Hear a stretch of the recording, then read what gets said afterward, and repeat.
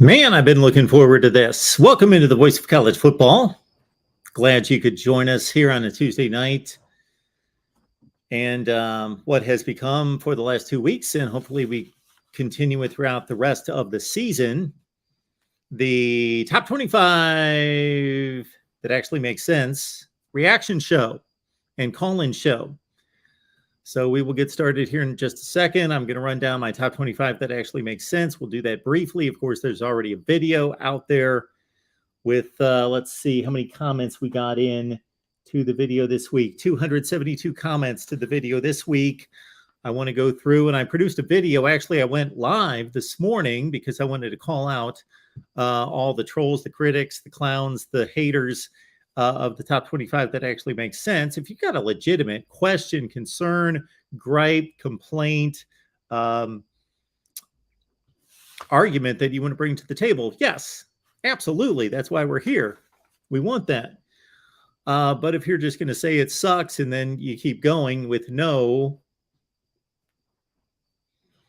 substance, no argument, no logical points to make, I've invited you.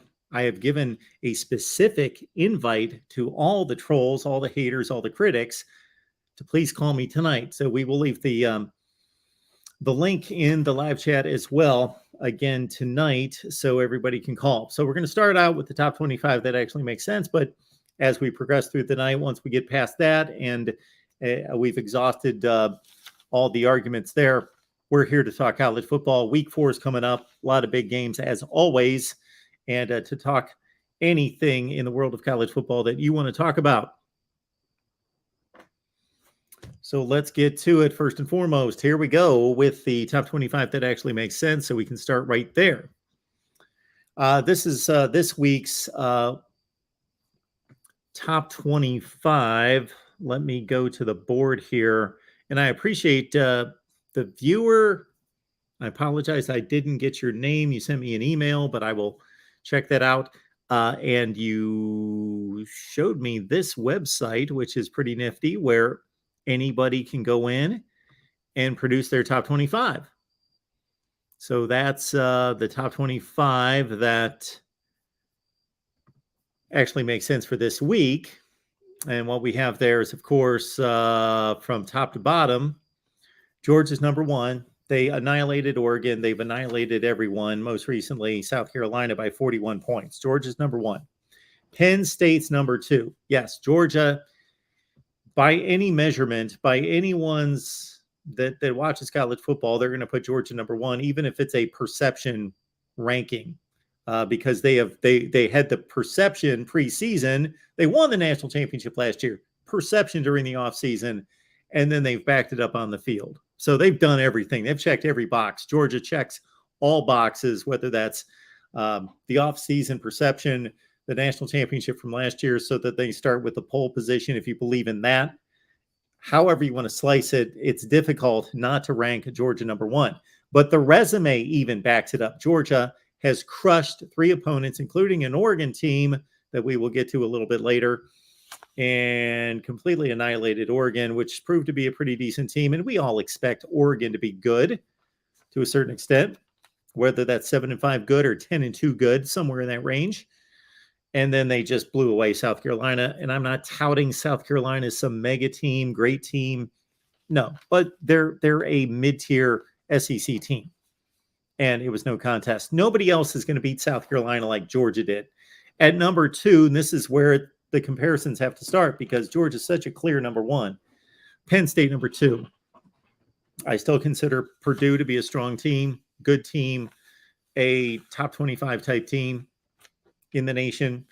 And Penn State beat them on the road, and then most recently went to Auburn and won that game. So wins over Auburn and Purdue. Syracuse at number 3 beat Purdue as well. Maybe they shouldn't have, but they did. They beat Louisville by 24 points. All right, at number 4, I got USC. USC, of course, just beat Fresno State by 4 touchdowns. They annihilated Rice. They beat Stanford by 2 scores. They've got a key game coming up against Oregon State. That's going to be crucial in the Pac-12 and both to our rankings as well. Arkansas at 5. They were number 1 last week. So a lot of people would say, Mark, they were number 1 last week and they won. How did they drop to 5? Because it's a resume. And the resume addition, even if they would have crushed Southeast Missouri State, would have compromised their resume, but they struggled against Bobby Petrino's squad. So Arkansas falls to 5. Florida State's at 6, wins over LSU and Louisville. Washington at 7, that performance that they put on Saturday night. Forget the score. If you didn't watch the game, forget the score. They did not beat Michigan State by 11 points on the field in terms of physicality and whipping their butts. Washington killed Michigan State. Number 8, Oregon State, 2 really good wins with Boise State and with Fresno State in a squeaker. But for Oregon State, they also put up 68 against Montana State last weekend. Kentucky's at 9. They beat Florida by 10, and that's a good win right there. Keep in mind, there's not too many good wins to go around. And we can always chase our tail when it comes to chasing the wins and how much they mean. There's going to be less tail chasing as we move along to week 4 and 5 and 6 and 7. Alabama's at number 10. They crushed Utah State. They crushed everybody, Louisiana Monroe, but Texas, that was a uneven performance. They should have lost that game. Tennessee at number 11. Good win against Pitt on the road. They were dominant against the other 2 teams they played. Most recently, Akron. North Carolina, questionable performance against App State at the time. Then App State turns around and beats Texas A&M on the road, and Texas A&M beats Miami. So the App State win looks good, and North Carolina is one of the few. I think there's 32 3-0 teams in the country. Ohio State, the Notre Dame win is not what we thought it was in week 1, but Ohio State is still dominant. So there is who you play, the opponents. Then there is the result, of course. So the reason I say the opponents and the result combination is it's not all just about winning. It's about who did you play. And even in losses, if they are quality losses, like I mean seriously quality losses, like Texas loses to Bama by 1 point, I don't think anybody can disagree with that. That's almost impressive than any other win in the country, that counts. So for Ohio State, though, they've got the dominance factor going sky high. Washington State with the 1 win against Wisconsin, that's a big win. That's a nice win on the road. Yes, we're making some assumptions that Wisconsin's really good, like they typically are. Texas at 15, we talked about the Longhorns. They're 2-1. Kansas, they beat Houston by 3 scores. How about that? Kansas at 3-0. North Carolina State with the awful performance in week 1 where they almost lost to East Carolina, should have lost. So that factored into my performance scale, but they did win the game. Then they had an impressive win against Texas Tech by 2 scores, a Texas Tech team that was 2-0. Oklahoma gets into the top 25 after beating Nebraska, but it had more to do with the teams around them. Oklahoma now 3-0. Minnesota's 3-0. They haven't played anyone, but they've been dominant. Clemson is number 20. They're 3-0. They haven't really played anyone, but they've been generally dominant. Number 21 is Iowa State. Iowa State with a win against Iowa. And I understand nobody thinks Iowa's any good, but they do have probably one of the top 3 defenses in the country. I was going to say the best defense in the country. Statistically, they probably are. But in reality, one of the top 3 to 5 defenses in the country. And Iowa State beat them, plus they're 3-0. LSU, yeah, I know they lost. So there's a few teams on here that have lost. I'm sorry, we had Maryland at 21. My bad. Iowa State's at 23. Maryland at 21. Beat a good SMU team. We make some assumptions there. Yes, SMU has not proven it yet, but they've been good for 4 or 5 years, and that was a good ball game. Maryland wins against SMU, so they're 3-0. LSU is one of the few teams that have lost in the top 25, but by this much to Florida State. And LSU had an impressive win against Mississippi State team that we had ranked because of their wins against Memphis and Arizona. So got to factor all this in. Iowa State beat Iowa. We talked about that. They're 3-0. App State has lost a game, yes. But they lost to North Carolina, and they scored 61 points. They won at Texas A&M. Don't know how to feel about the game that they just won against Troy. Another win. They needed the Hail Mary. Exciting.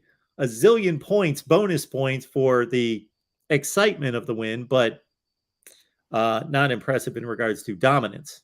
Not high on the dominance factor. And then number 25 is Tulane, and you think, Tulane, why? 3-0.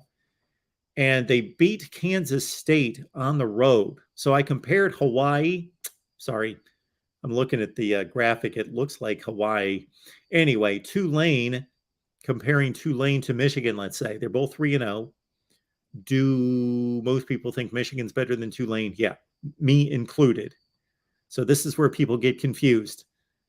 Michigan, Tulane, if they play tomorrow at a neutral site, I say Michigan wins by 25 to 30 points. Well, Mark, then why wouldn't you put Michigan ahead of Tulane? Because it's not about what I think. It's about saying, okay, Tulane blew out 2 FCS opponents that are probably just about as good as the horrible FBS opponents that Michigan has blown away. Tulane crushed them. If they would have been closer games, then I most likely would have moved Michigan in there. But the one big difference is Tulane played Kansas State on the road, beat them by a touchdown. So there you go. That's the top 25 that actually makes sense. Appreciate everybody being here. Let me drop the link in the comment section, and hopefully,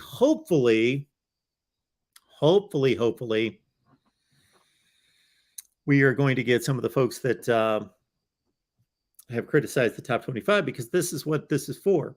But anybody can call in, of course, and we're going to first talk about the top 25. And once we've exhausted it, that conversation, then I'm here to talk all college football. So let me get to the comments as I leave the link in the description section. Should have done that earlier, I know.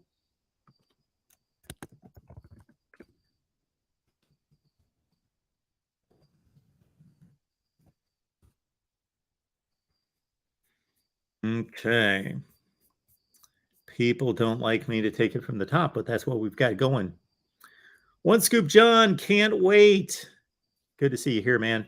Let's Toast Media, go Blue, Michigan.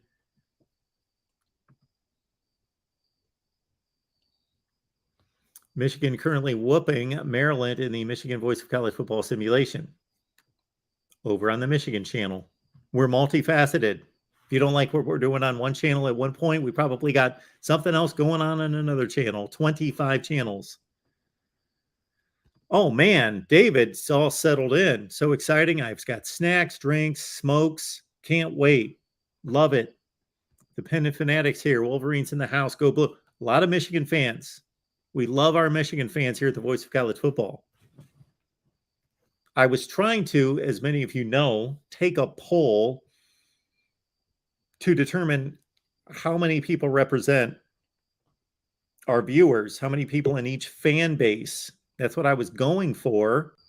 So we'll have to continue that again, because I was gathering up votes because I wanted to weigh the number of viewers we have to represent the various fan bases, because I was just flat out curious. I believe Michigan has the most. Let me grab a couple more comments, then get to our first call. Thumbs up from David. Please like the video. That's all you need to do. Even if you don't agree with me, even if you think my top 25 sucks, doesn't make any sense, I'm a moron. If you love college football discussion here at the Voice of College Football, then please join us here. Ian from Akron. Exactly. Let's go Cowards. I'm going to be so impressed, and I'm going to give so much respect. Not that they need it from me or want it from me, but I'm going to give so much respect and recognition to the first critic.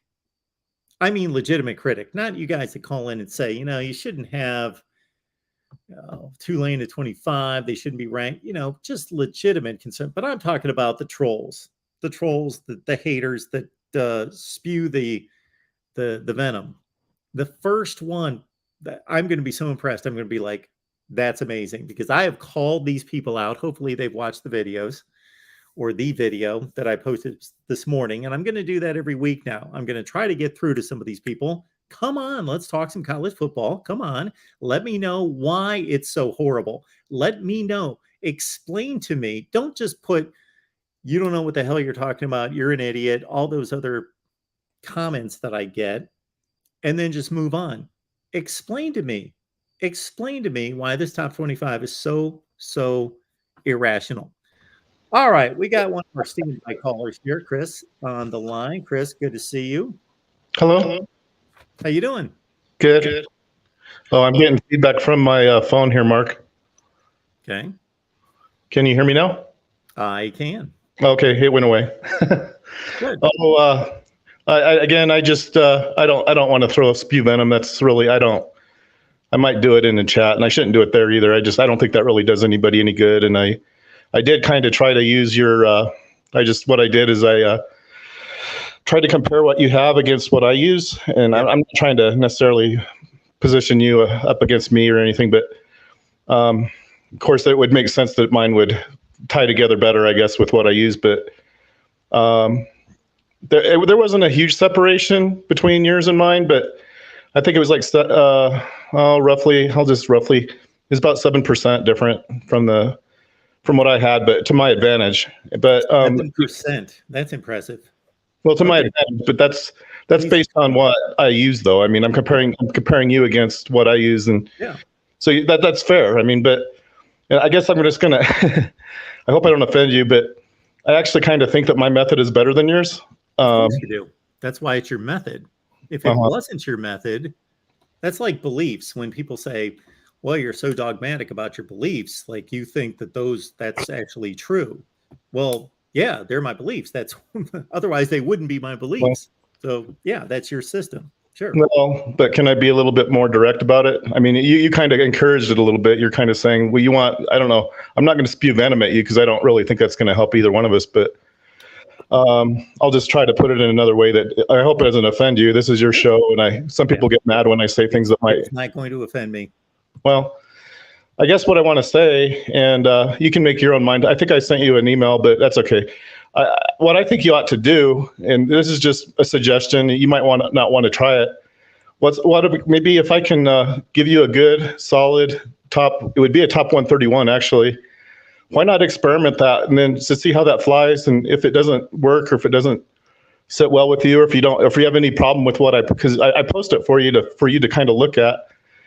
Maybe, I'm not saying substitute it for what you use necessarily, but maybe experiment with it a little bit and give me I kind of want a little bit of feedback is kind of what I'm trying to say. And I'm not getting it from almost any, people may either give me a thumbs up or a thumbs down. Well, that doesn't really tell me anything, but I'm pretty confident that I know what to do. And I think my poll is a better poll personally. Okay. Well, I don't have a poll, first of all. So let's get that clear. This is not a poll. I'm not polling anyone. Well, I'm not either, but I don't know. It's a ranking. It's not a poll. Well, mine's not even really a ranking. It's just what I do is I take the information off of Sports Reference, and I'm able to. I know the logistic, so I'm able to take that data, which actually has a pretty good approval. I mean, I don't know how they quantify it, but it's really way up there in terms of its reliability. So what I'm giving back to you isn't just like something I'm not even really cooking it up. What I'm doing is I'm taking their data and I'm making use of it in a way that should make sense. So what I'm saying is what I have should make sense, and if it doesn't make sense, then I don't know what the problem would be. Do you understand? Okay. Well, no, but I mean, I listen to your programs and I listen to what you say and how well. This isn't really about whether, at the end of the year, you're not I'm not either. I mean, everything that you say is kind of exactly the same way I am, except for what you're putting out there. And like I said, yours isn't bad, but mine's better. I mean, I'm just going to tell you what I think. I think mine's better. Okay. Well, that's just what I think. And you don't have to agree with that. But if of course I don't agree with you. And the only reason I don't, now see, if I had no exposure to your proficiency ratings before and you said mine's better, I would say, well, I don't know. Well, I've made it. That would be my response, Chris. But my response is that it's not better. No, it is. Let me finish. My response is that it's not better because I don't know how many times you have read off your rankings and they didn't make sense. I would say, why are they ranked there and they're ranked there? That doesn't make sense because they beat them and so forth. So I've seen it a number of times be very flawed. Well, come on, Mark, be fair in your criticism. I make mistakes. I'm human. I'm not looking at either. I'm not going back and I'll be honest about what I'm doing. Just if you're interested, I'm not looking at the schedule. Because I don't need to. The data is already there for me to use. I'm just taking what the data says. It's called making a statistical inference. That's all I'm doing. I'm using what I learned in school And I'm making an inference about who the champion is. And if the season ended today, people can go ahead and say whatever you want to about it. If the season ended today, the national champion would be Southern California for me. And I think it's not Georgia by the way I do it, but that's the national champion. Who else has that out there? I don't know that anybody does. So you can say whatever you want to about it and say, well, I'm wrong or whatever, but. Okay, so USC thus far through 3 games has had a better season than Georgia. Well, I don't make that. Honestly, Mark, I'm not the one to make that decision. I'm just saying that the data tells me that they're the best team. That's all. That's all I'm doing. I'm using the data. Okay. Well, when you say data can be anything. What is the data measuring? Well, like I said, I'm using the information. It's on Sports Reference. It's called a simple ranking survey. Sure. I've used it before. And I know what you're telling me. You're saying that the reason that you've found mistakes, like you remember when I was the all-time listing of all the teams, and you said you noticed a mistake, which I have to tip my hat to you, Mark. I couldn't have done that. But the reality was, though, that the Texas A&M being wrongly positioned in front of Penn State was a mistake I made. That's all it was. So I went back and I fixed the mistake because you noticed it. And I think after that, though, I think the result. That's what I'm doing is I'm comparing history against the present state. And I'm making a statistical inference, and I'm doing it correctly, Mark, because I've been to school, and I mean, I might not be the sharpest tool in the shed, but if I had to put money on, and I'm not going to do it, but mine against yours, I put mine on mine every single time. I really don't. What are you talking about? Like the statement you just made makes absolutely no sense. Money on what? What? On which betting games? On which polling metric has the right listing? I'd put on mine every time. Who would determine that? Well, and I would win, Mark, because who or what would determine that? You're not answering my question. Well, I think I am answering your question. Hang on just a second, Chris. If you say your system's the best and I say my system's better, and then you say, I bet that mine would win, what does that even mean? Well, yours isn't better. Yours isn't better, so I've already won because, I just know that, but that's okay. Well, I'm not trying to hurt your feelings, Mark, but you're not hurting my feelings. Don't worry about that. There is nothing you can state that's going to hurt my feelings, Chris. It's not about hurting my feelings. It's about you making irrational, stupid comments that make absolutely no sense. Go ahead and start putting out 131 like I do. Go ahead and start putting out 131 like I do, and let people decide for themselves which one's better. I'm just throwing down the gauntlet. Go ahead and start putting out. I would like to put out 131 because I don't think there's anything magical about 25. Okay, well, like putting out 25 versus 26.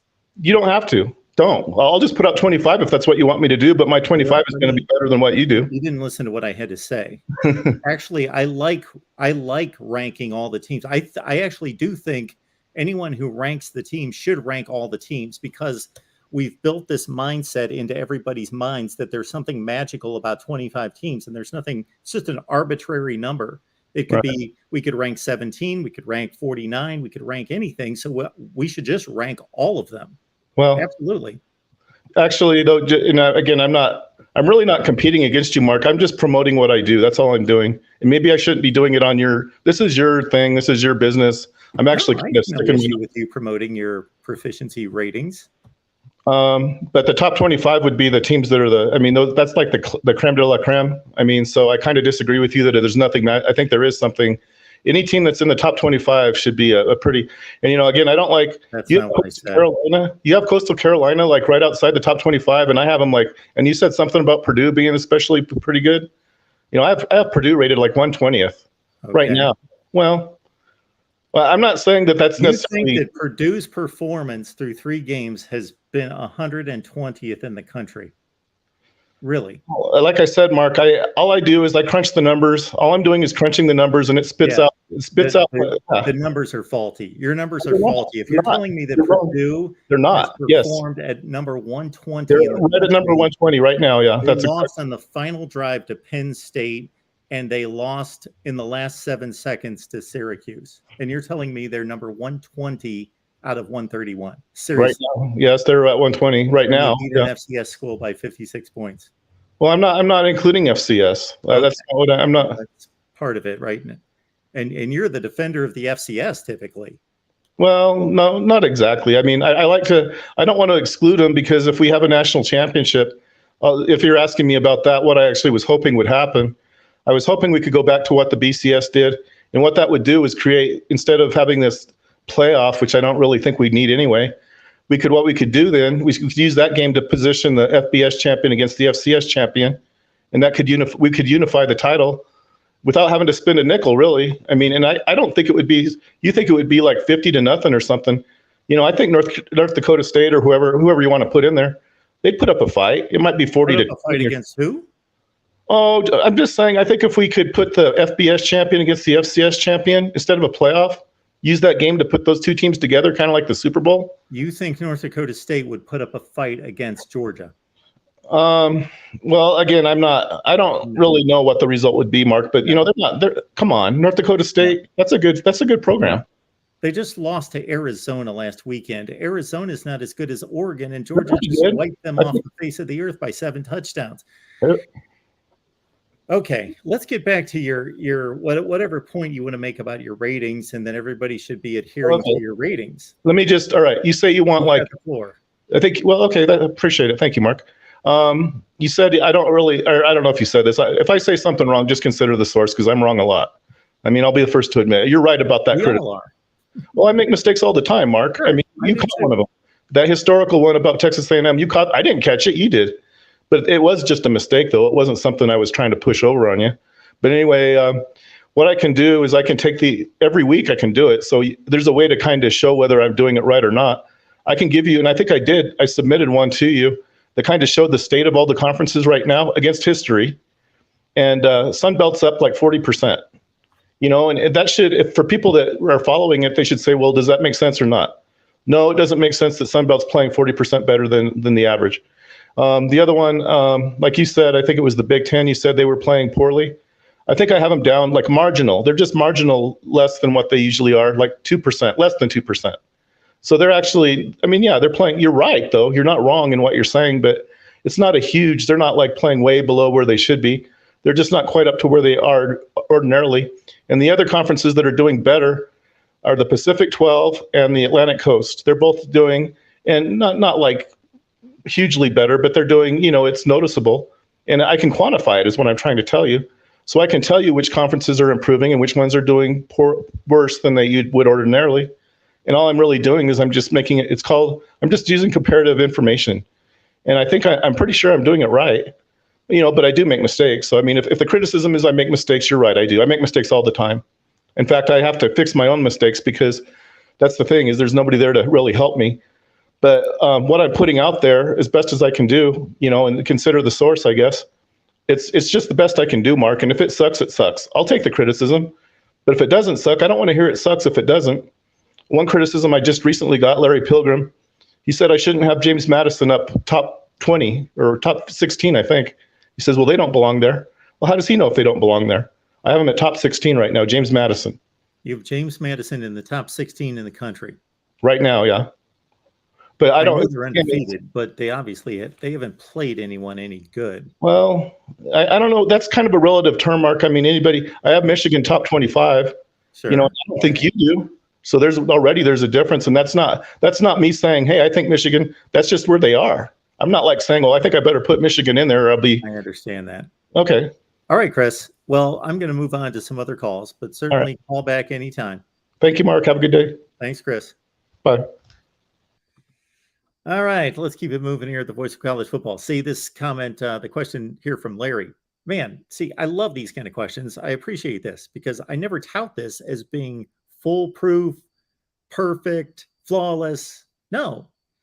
When I say resume, see, Mike earlier was making fun of me saying resume, that if you shout resume so many times, that doesn't make it right.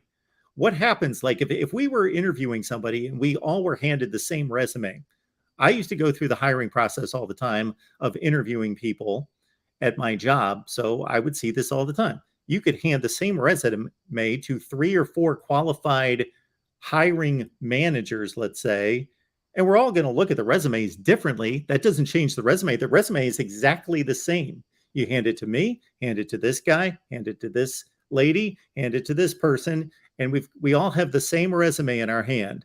But so if we're of like thought and qualifications. We should have a similar take on this resume, but it's not going to be exact. Correct? Correct.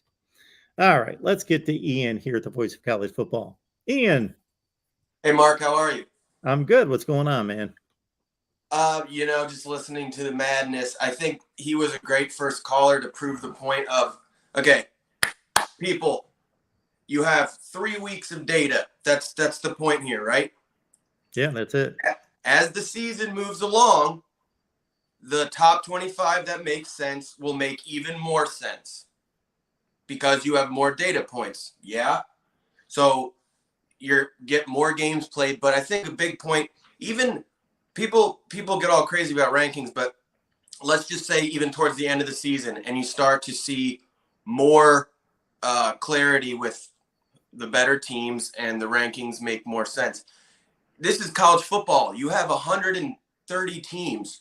They're not all playing each other. So, you can look towards the end of the season. You could say clearly, okay, they're the most dominant team or the top, few teams. You can look at them and say those teams are the best teams. And sometimes there's only a couple of them that are elite.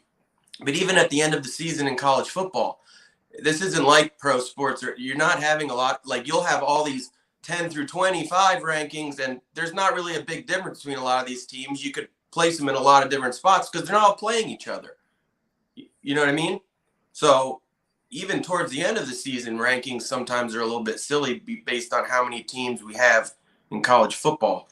But the other thing I was going to say, I don't want to pick on Chris, but Chris is bringing up in the chat saying Colorado is a credible opponent still. And I asked him why he says that.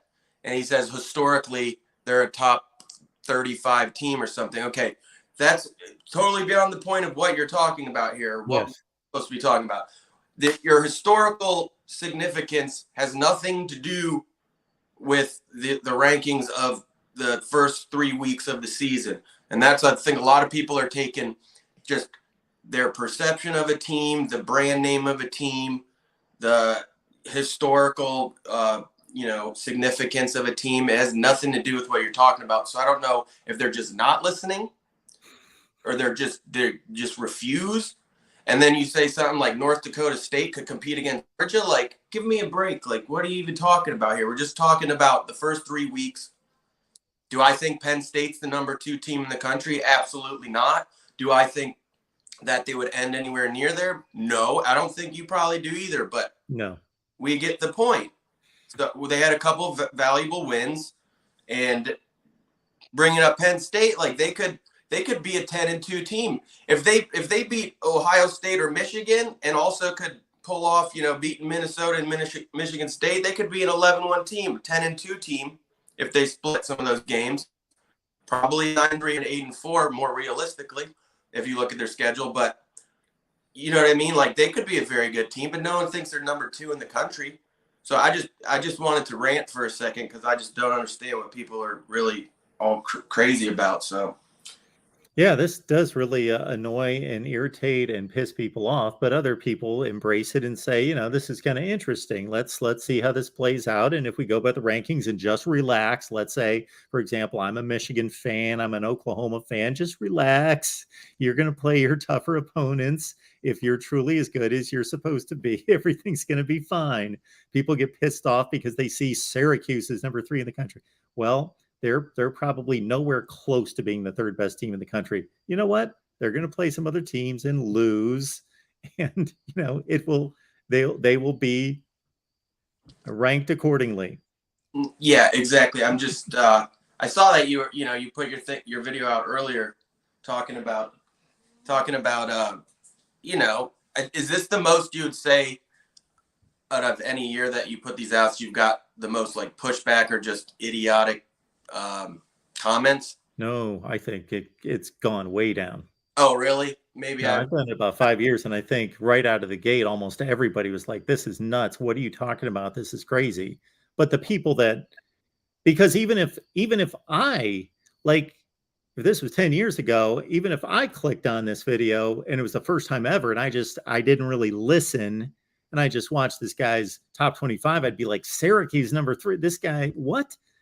I'd be doing the same thing until you actually listen. Okay, it's a resume. It's just these 3 games. That's all it is, you know, and put it together. But that would be my response too. If I didn't listen and just watch the 25, I'd be like, well, this is nuts and that's not right. And because most people view the top 25 as these are the 25 best teams in the country.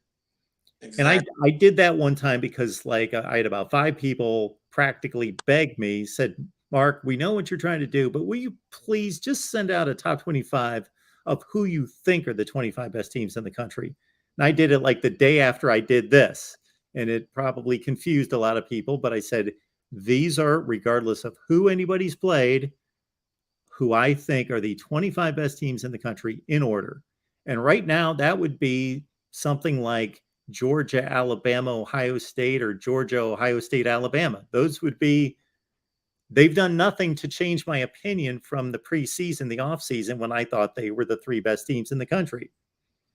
Yeah, and everybody's so used to just hearing all the same kind of polls come out and the same media stuff, and this is more interesting.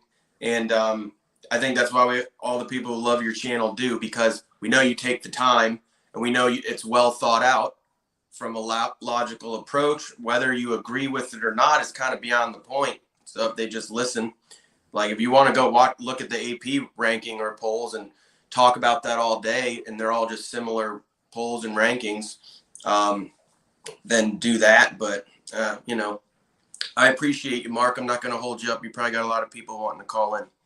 Thanks, Ian. I appreciate you being here. Thank you. And Ian brings up a good point, because somebody criticized, a couple people criticized for me not putting in the work. And that was so funny, because I'm like, regardless of what you think, I'm actually putting in more work. The top 25s that I all see are just about the same. Everybody's copying off everybody else. It's almost like when you see the preseason rankings and almost everybody's top 25s are nearly the same.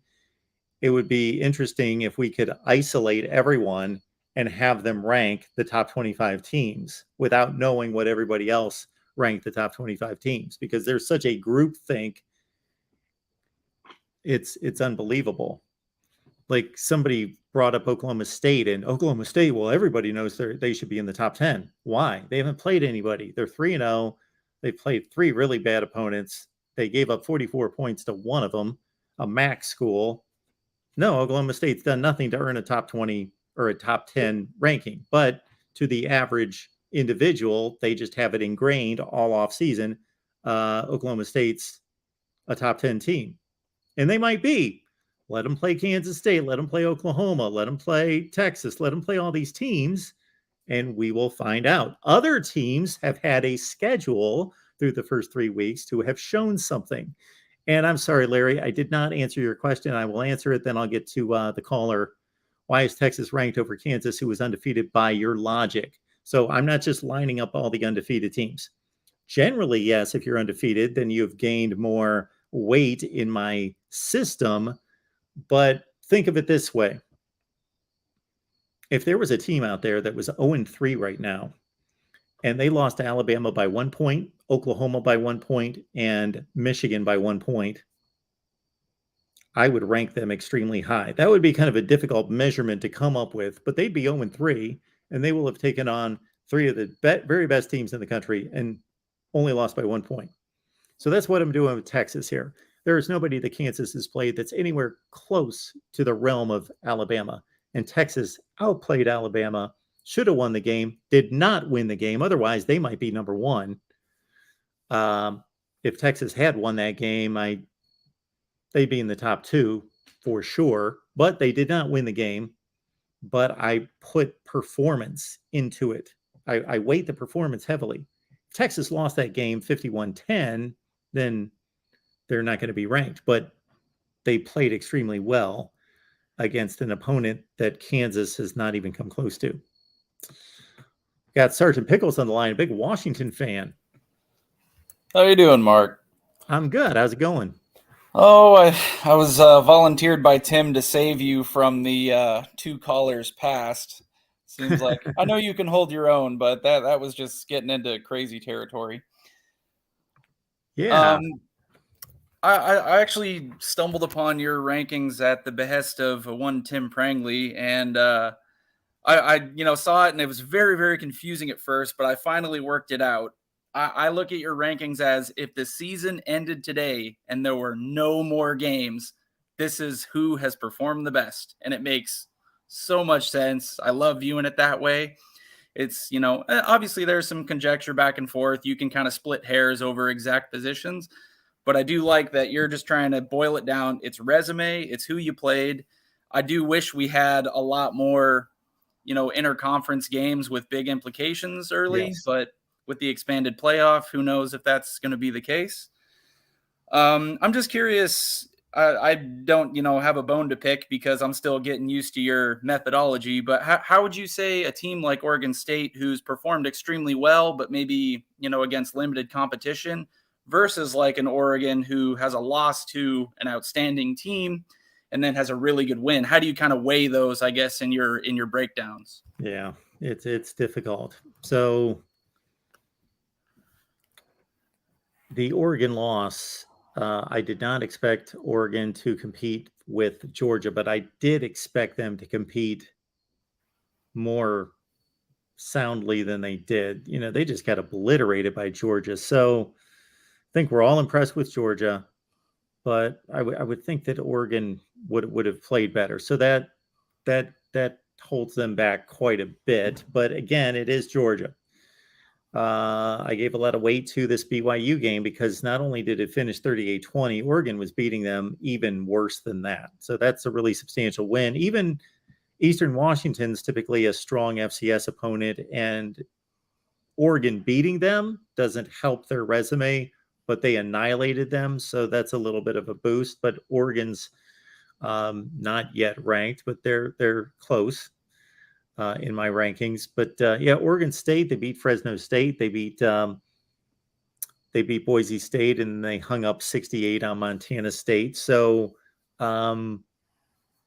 again, I think the term resume is a great way to put it, because if we were both, let's say, in the accounting field and we were interviewing people and we were both very qualified, you and I, in accounting, and you handed both of us the same resume of the person we were about to interview, it's the same exact resume, and we're both qualified to review it, but I would see it a little bit differently than you would. Now, we should be pretty close in how we view that resume, but we're still going to be viewing it differently and weighting different things differently to a certain extent, if that makes any sense. It does, yeah. I mean, I guess it's kind of what lens each person views it through, but I understand your point is to boil it down, and maybe one person ranks strength of victory, maybe one person ranks, or favors Power 5 versus non-Power 5 the most. But I totally understand you're kind of having to make those trade-offs and what you feel is most important. I would be curious to say, what team, this is kind of just going into sports talk land, but what's maybe a couple of teams you think with a win this week based on their opponents could jump into your rankings easily? Well, I think Oregon with a win over Washington State comes to mind for me. Yeah. So you understand why I can't specifically or completely accurately answer that question, because that's another thing that people get hung up on. They look at their particular team as though they're in a vacuum. And they're like, well, if they were 10th last week, how did they win and drop to 13th? Well, it's not rated in a vacuum. There were obviously teams below them that notched more impressive wins against better teams that elevated their resume past that number 10 team. So I think you understand I can't completely answer that question, but yeah, Oregon does come to mind. Michigan definitely comes to mind. If they win this week, Maryland going into this game, regardless of how good or not so good they turn out to be, they're 3-0 right now with a win against SMU. So Michigan's going to get a level of credit for that. So those games come to mind. Week 4, let's see who else is playing out there that's that would be close to a ranked team. I see your point, though. You're trying to have conjecture on statistics that haven't even happened yet. So I get the idea. Yeah, exactly. And so I know people have a huge issue with teams losing spots when they've won. That just doesn't it doesn't register with people Yeah, unless I it's mean, explained. people definitely get hung up on, oh, well, if I'm one spot better than you, then I must be better on paper, right? If I'm ranked higher, I must be better. And I don't think that's the case even in the AP poll or in any case in life. My other thing I was trying to think of was in games like you have, Georgia playing Auburn in Atlanta, that's going to go in the statistics as a neutral site game, but we know well and truly it is not. How do you kind of weight those things as well? Well, exactly like you say it. If Georgia played Oregon at home in a true home game, then that would be weighted a certain way. It being played in Atlanta is still like a 90% home game for Georgia, as opposed to playing at a true neutral site. If they would have played in Denver or they would have played in Kansas City versus obviously playing in Oregon. If Georgia would have pulled off that win 49-6 or 49-3 in Autzen Stadium at Oregon, I don't know how to weight that game in Georgia's column any more heavily. They crushed them regardless of where they played. That I think comes into play more when you see a game like Utah and Florida playing in the Swamp, which is a definite home field advantage, one of the great home fields in college football. Utah takes the ball to the 2-yard line to win the game and throws a pick in the end zone. I got to give Florida the credit for winning the game and Utah the discredit for losing the game, but I'm also ranking the performance. I'm also evaluating the performance. And Utah didn't go to the Swamp and lose 35-10. They probably should have won the game. They didn't. So I'm not going to act like they did. Like a lot of people wanted me to say, well, you know what? Texas outplayed Alabama and they really should have won the game. So credit them for a win. No, well, they didn't win the game. Now they played really well, and it can be argued that they played better than Alabama, which I kind of agree with, having watched every play of that game, but they didn't win the game. No, that makes sense. Yeah, I'll let someone else hop on here, but I really appreciate you having me on, and I hope I can do a few more of these in the future. Cool. I appreciate you calling in, and congratulations to Washington. You talk about the impressive team of the week. They were probably the impressive team of the week because that final score, if anybody sees that final score of the game, that doesn't even come close to as well as Washington played. And I got one team for you. Wake Forest plays Clemson. Wake Forest wins that game. There you go. I can guarantee they're a ranked team. Yeah, I can definitely see that one. All of the North Carolina state schools have been doing very good. So yeah, it'll be an exciting thing. And I expect a huge turnover of the top 25 next week. I'm looking forward to that. Thanks, Mark. Thanks, man. Appreciate it. All right. McDee's trying to make his way in, but apparently can't quite make it in. So we got J-Dub on the line. Let me make sure I have not missed anything in the chat. And hopefully some folks will call. Unfortunately, everybody that I've asked to join us, I don't know if you saw the video this morning, folks, but I asked those people that were critics and haters and all that to join us. But as I predicted, they're not here. But I will be here Thursday night, Friday night, and Saturday night if they want to call. But I have made the call out to all those people. So I am waiting to hear from them. J-Dub, what's going on? Well, I don't mean to bore you, Mark, but I like your rankings. I'm not here to trash the rankings. In fact, you've got Alabama, my beloved Crimson Tide, 10th, and I could have cared less if you had them 19th. I don't understand how difficult is this for people to understand. The schedule, the teams, their schedule, it'll work itself out. Yes. It'll figure itself out. If Alabama keeps winning like they did last year, and it doesn't matter, oh, they only won by one. Oh, they had to survive an onside kick. Was it a W? Was it a W? Was it a W? Was it a W? They kept adding W's. As long as they add W's, they'll be where they need to be and get to Atlanta. I could care less whether somebody's got them at number 15 or number 48 right now. These things will take care of themselves. Relax, everybody. Yes. I have my own team, Ohio State, at 13. You know, do I think they're the 13th best team in the country? Of course I don't. I think they're much better than that, but they haven't really played anybody. Alabama. I just picked Alabama to win the national championship. So Right. I haven't completely gone the other way on Alabama just because they played not the best of games at Texas. It's a resume ranking. Well, I'm going to go out on a limb here. I rarely like to talk about potential upsets. Let's just wait and see the game play. Well, but I think if there's a team that needs to be on upset alert, yeah, it needs to be Baylor. They better look out. They've got to go to Ames, which is never an easy place to play. Yeah. And Matt Campbell's got Iowa State playing sneakily well at 3-0. Now, I'm not saying that Iowa State's going to win this game. In fact, if I had to put $1 on it, I would predict Baylor to win by maybe 3 or 4 points. But I'm saying, as far as could there be a little surprise somewhere here, I wouldn't be shocked if that happened. And then Iowa State goes to Kansas the next week. If they could win at home here and then beat a potentially 4-0 Kansas and Lawrence, I don't know how the people in Ames will handle 5-0. Well, Iowa State's the favorite. Yes. So that would not be an upset. No, and Hunter Deckers is the quarterback that people are starting to hear about him now.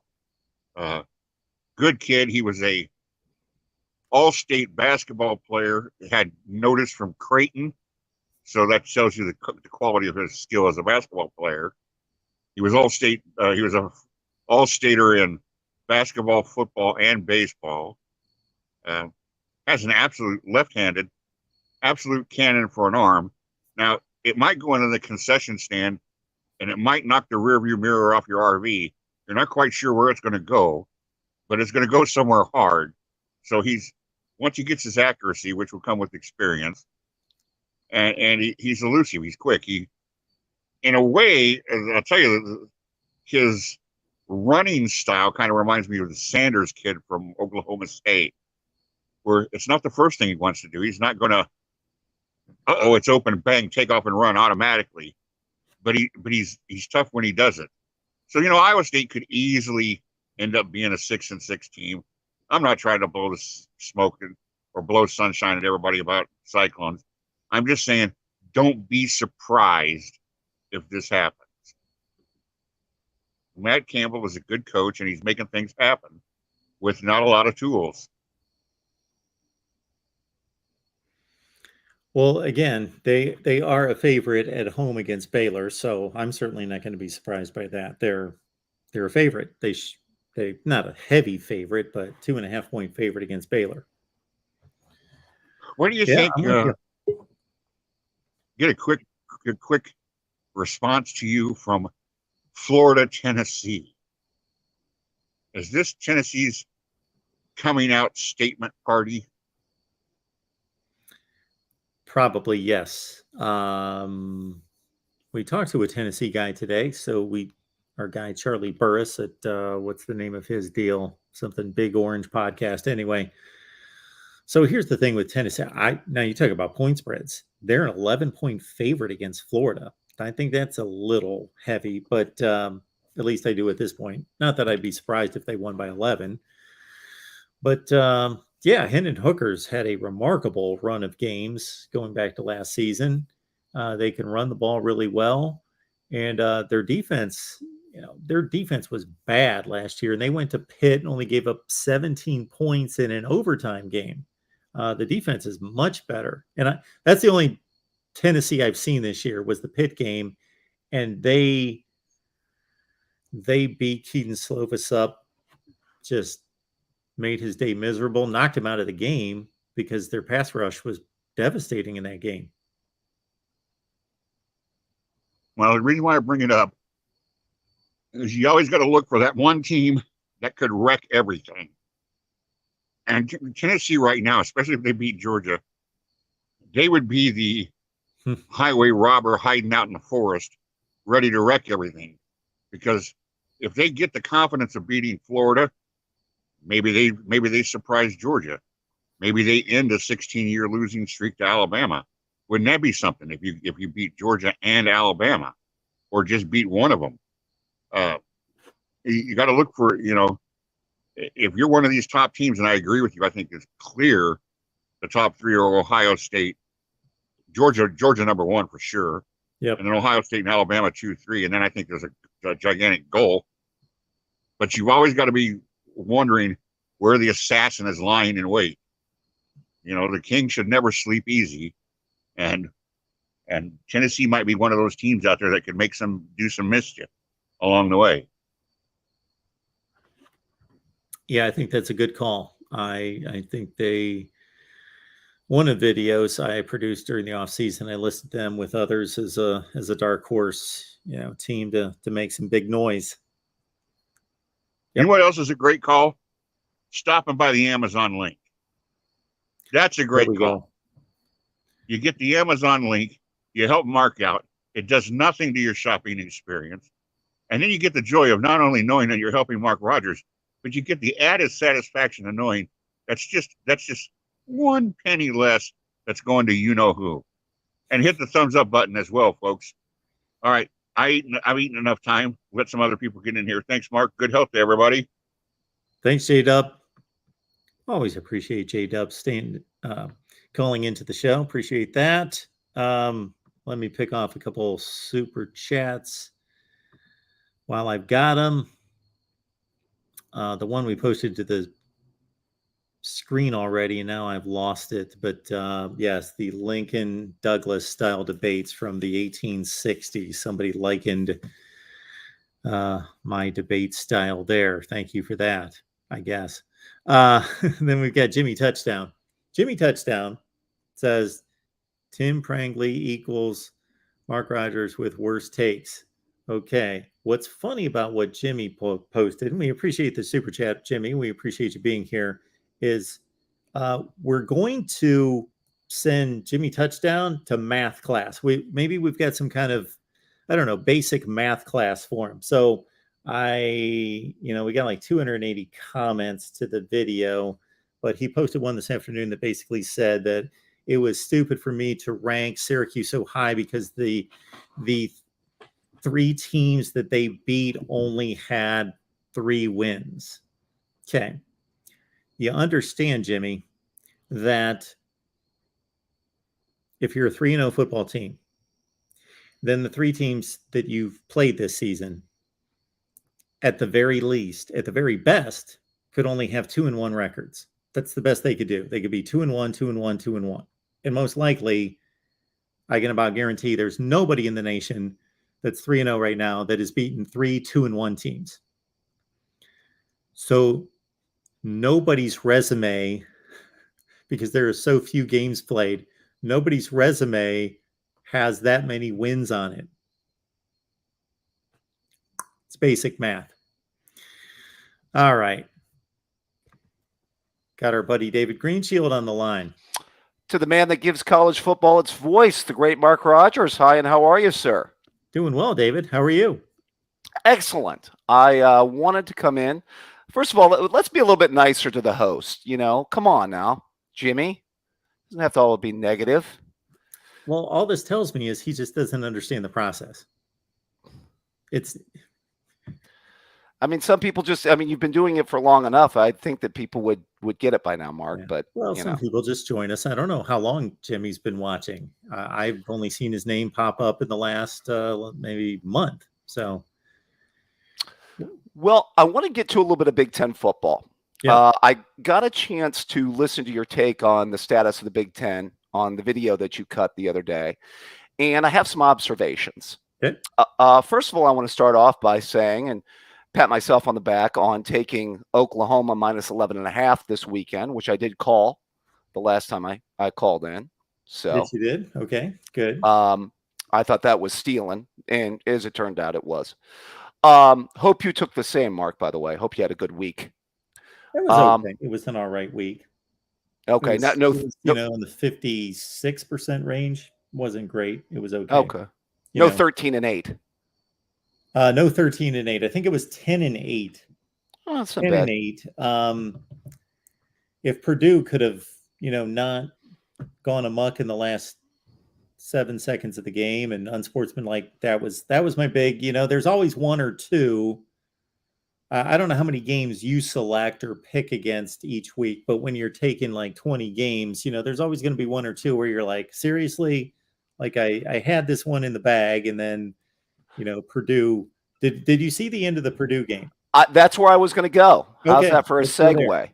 segue? Since I wanted to talk about the Big Ten, first of all, is it fair to say that Jeff Brom may have cost Purdue 2 games this year? I mean, well, first of all, there were 3 boneheaded plays in the fourth quarter that we can isolate for Purdue. The pick 6 by O'Connell. Yeah. And then I would add the 2 penalties as the second and third after they went ahead with the go-ahead touchdown. One by the player. Yeah. And then, you know, Brom's bright enough to get a 15-yard penalty tacked on top of that, which essentially gave Syracuse free 30 yards. So, of course, they're going to start the ball at midfield. Right? Yeah. So, I mean, you just think if those two, if they're not allowed another 30 yards and they have to start that drive within the 20 or 25, are they able to pull that out? Probably not. And right. Not that it's unthinkable. 51 seconds, 75 yards. It's been done a zillion times, but the odds are so much worse.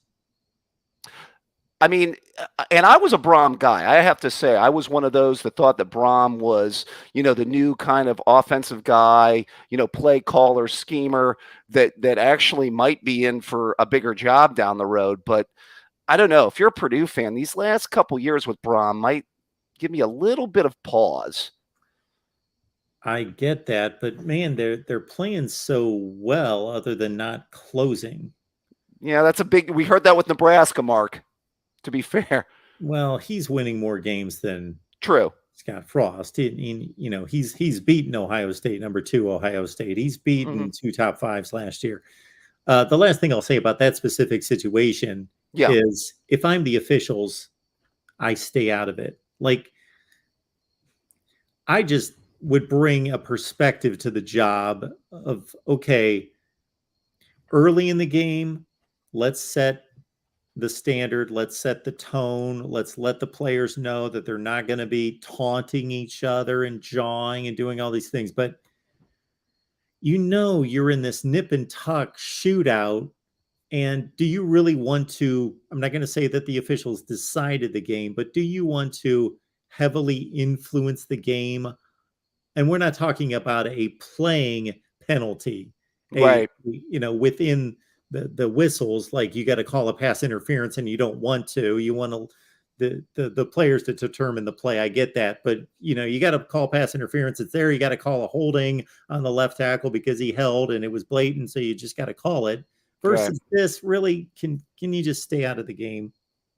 Yeah, you just don't see that 15-yard penalty called too much on coaches. I mean, that's not like an everyday. Well, yeah. And the players, from what I hear, it wasn't like there was a melee with guys throwing each other down on the field. It was, I hear it was like a little jawing, and it was like a little bit of a push. Right. And like we talked about, I think it decided it. Yeah, I mean, because I don't know if Syracuse gets that extra 30 yards without those, you know, 2 penalties. And it cost me from going 11-7. Right, and the Big Ten might have had a slightly better week, and maybe Mark wouldn't have been cutting videos, you know, talking about how bad the Big Ten is. But first of all, I want to say I did call Washington over Michigan State. I saw that coming a mile away. Yeah. Penix has looked good. You know, I mean, you know, maybe we're seeing the old Michael Penix, and it's great. Right, and. You know, I have to say, Michigan State, I expected a drop-off this year. Correct me if I'm wrong, Mark. Weren't they down some starters, some defensive players, and I think their one receiver was out, if I'm not mistaken. Yeah, they had Jaden Reed was out, and they did have defensive starters out. maybe 3. Yeah. Not saying that would have absolutely made the difference. I thought, Washington. Did you watch most of that game, Mark? Yeah. I thought Washington pretty much controlled it. Oh, yes. So I don't think that was going to make much of a difference. But yeah, I mean, I just think Sparty's in for a little bit, maybe more of an 8-4, maybe even 7-5 kind of year this year. I will say this.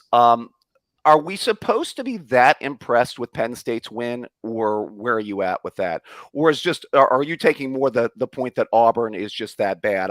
I caught from your video that you're leaning more towards Auburn is just that bad. Yeah, I think they're one of the 3 to 4 worst teams in the conference. Brian Harsin coaching on borrowed time. Yeah, I think, they just beat San Jose State by a touchdown, and then this Penn State game. And I expected Penn State to win, but I thought it'd be a really good game. Right. And it wasn't. Well, see, that's where I was going to go. Yeah. I mean, to still go to an SEC team, home field, and beat them by nearly 30 points. I mean, that wasn't a last-second field goal or something. No. And, finally, Penn State offensive line looked actually, competent, and they were able to run the ball down their throat. I mean, are you buying Penn State as a top 10 type team and maybe a contender against Ohio State and Michigan? Or are you not there yet? I'm not quite there, but I think I was higher on Penn State going into the season than most people. I picked them 9-3. Okay. Which puts you in the top 15 range. And I haven't seen anything out of them that I didn't expect. Although they won this last game against Auburn in a different way, in a way that may help them, because they ran the ball. Right. They haven't been able to run the ball against anybody. They ran for 245 yards in that game. Right. And I know Singleton's really good. And who's the other back they've got, Mark? The name escapes me. Katron Allen. Right. But I thought their offensive line, blocked extremely well. And as we've talked about before, Penn State offensive line play has been terrible for a long period of time. Yeah, I mean, I could still see 9-3. Remember, they got that 3-game stretch, Mark, where it's, what is it? Oh, is it Michigan, Minnesota, Ohio State? Something like that. Which I think is going to probably determine, obviously, their fate there. And I know they got to go to the big house. I think they may have Minnesota and us at home, though, if I'm not mistaken. I don't know if you have it in front of you. Yeah, I don't yet. But I just want to say, overall, with the conference, I think the West is dragging it down a little bit. I mean, Wisconsin's loss to Washington State was bad. I'm not going to hide that. A little bit, David? Oh, it was bad. I'm not saying of course the West is dragging down the East a little bit. The Big Ten. Yeah, I think a lot. Well, yeah, but I mean, to be fair, Mark, I mean, I didn't have high expectations necessarily for Iowa. Maybe others did. I thought it was just basically going to be a 2-team race between Wisconsin and Minnesota. And I still think Wisconsin can rebound and be the 9-3 Wisconsin, by the way. So, I mean, there's nothing to say within their schedule that they couldn't still, be a 9-3 football team. Sure. And then, you add them into the mix, and then maybe a good Minnesota team, and then you still have the hierarchy of Ohio State, Michigan, and Penn State. That's still not an overall bad conference. I mean, it's still a pretty good conference. Well, I hope I got my point across that I still believe that the Big Ten is the second best conference. But what has the Big Ten done in this non-conference portion of the schedule that's been impressive? Okay. Yeah, I get your point. Basically nothing. What result has been impressive? You're right. I mean, I thought Ohio State's victory over Notre Dame would be impressive, but obviously Notre Dame didn't live up to that ranking. Yeah. So all we have are negative. All we have are neutral results. Ohio State killing everybody they're supposed to kill. Michigan killing everybody. All we have are neutral results. And we've got a few decent results. Maryland beating SMU is a nice win. Rutgers beating Boston College. Well, we thought Boston College was going to be a better team. They're not off to a good start. That's a good win. That's the Big Ten, lower teams winning a decent game, but there's not been the SEC winning games against Pitt, Texas, Right. Oregon, Utah, yeah. Right. Miami. I agree. No, I agree. There's no wins like that. None. Yeah. I mean, I tend to agree. I just think through the long, I still think the Big Ten will end up being a solid conference, was where obviously I was going with my statement. Yeah. I will say this weekend, I saw with Dace on his podcast. I will say this. I think that that Maryland-Michigan game is going to say a lot this weekend. I think if Michigan handles their business fairly easily, then I think it bodes well for them to have a really good shot to roll into Columbus undefeated.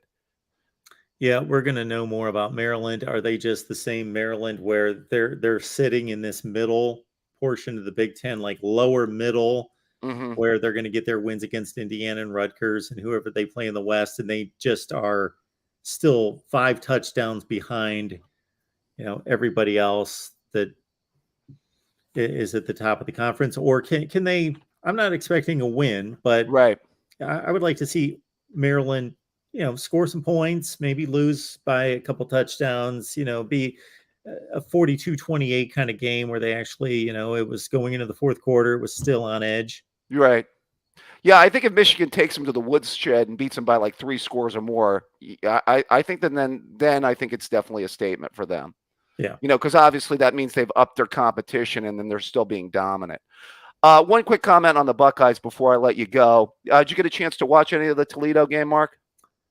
I watched. This is really strange because I don't know that there's been a time in my life that I did not, even starting this venture, this business, thinking, okay, I got to watch the best games and all that I didn't at least start watching the Ohio State game until it was not competitive. But the last 2 games, I didn't even touch them. Okay. I taped it and I watched a little bit here and there. I did see the Toledo opening touchdown drive. I was a little concerned, not that they're going to lose, but I was concerned watching the defense on the opening drive. I thought that was, a lot of 2021 in that drive. Yeah, there was. I'll make a couple observations. First of all, what did you come away thinking of that Toledo quarterback? I can't say that I saw enough of him to really have. Watching the game, and maybe this is a sad indictment against the Big Ten, I think he could start for at least 8 or 9 Big Ten teams. Really? Yeah.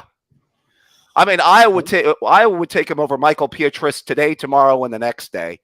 And Spencer Petras, yeah, over Petras, yeah.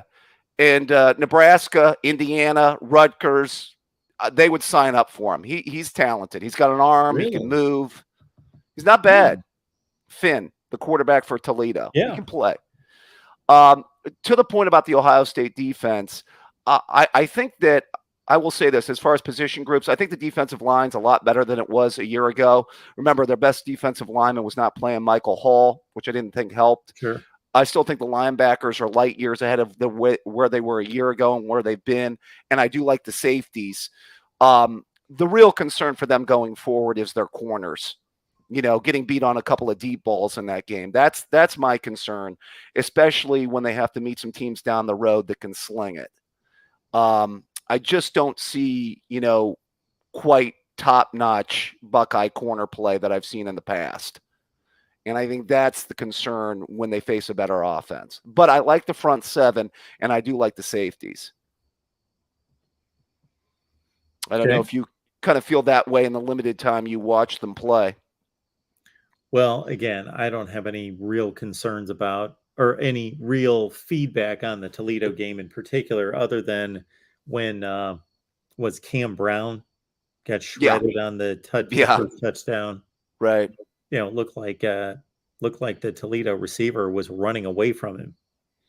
Yeah, he got a lot of separation. I think Brown and Burke are there would give me a little bit of pause about the Ohio State defense going forward, especially, but I don't think they're going to really face legit, passing teams. So maybe down the road, Penn State, Maryland, and then, of course, the last game of the year was probably where they're going to get most tested. So For sure. All right, Mark. Well, always a pleasure. Good show tonight. And you got Buckeye Talk tomorrow? We do. 11 a.m. is our new time. New time. All right. Good stuff, Mark. You have yourself a good one, my friend. Thanks, David. I appreciate it. Take care. Our guy, David Greenshield, talking to Buckeyes. And again, the reminder there was Ohio State Football Talk live at 11 a.m. Wednesday. I should post a big schedule for Wednesday because we knock it out on Wednesday. We've got Ohio State live, Oklahoma live, Michigan, Florida State, and Miami live on Wednesday. Got our man Charles Blake on the line to talk some football. What's going on, Charles? How you doing? I'm good. What's up? I'm a Michigan fan, true and true. Yeah. And I see we kind of got a gravy schedule, but I'm afraid of Iowa at home. They always seem to wreck our seasons. Sure. Yeah, absolutely. Yeah. I think it's 5 of the last 6 times Michigan's gone to Iowa City, they've come home a loser. Is it true they got a pink locker room?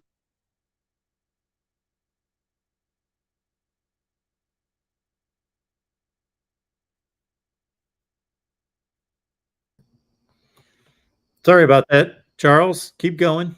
Is it true they have a pink visitors locker room? Yes, Hayden Fry's responsible for that. That's crazy. But no, I think I'm always scared of Iowa. They're always very well coached, and we have a pretty easy schedule until we reach Penn State and Ohio State. I think we beat Michigan State at home.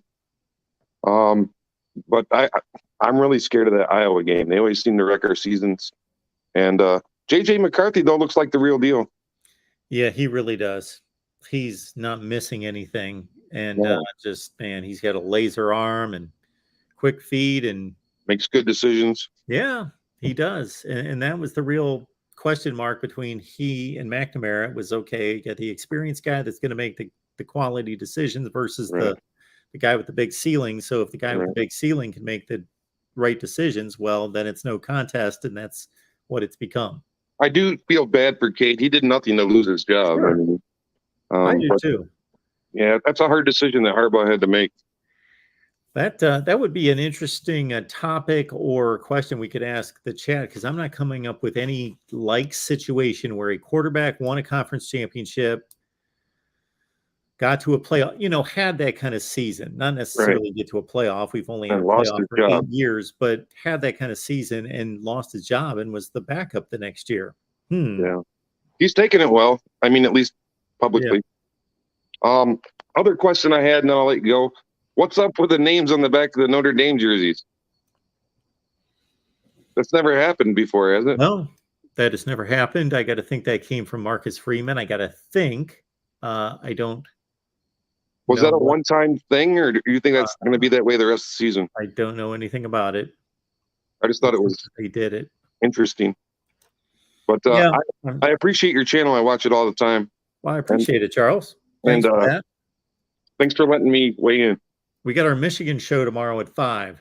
Oh, I'll be there. Cool.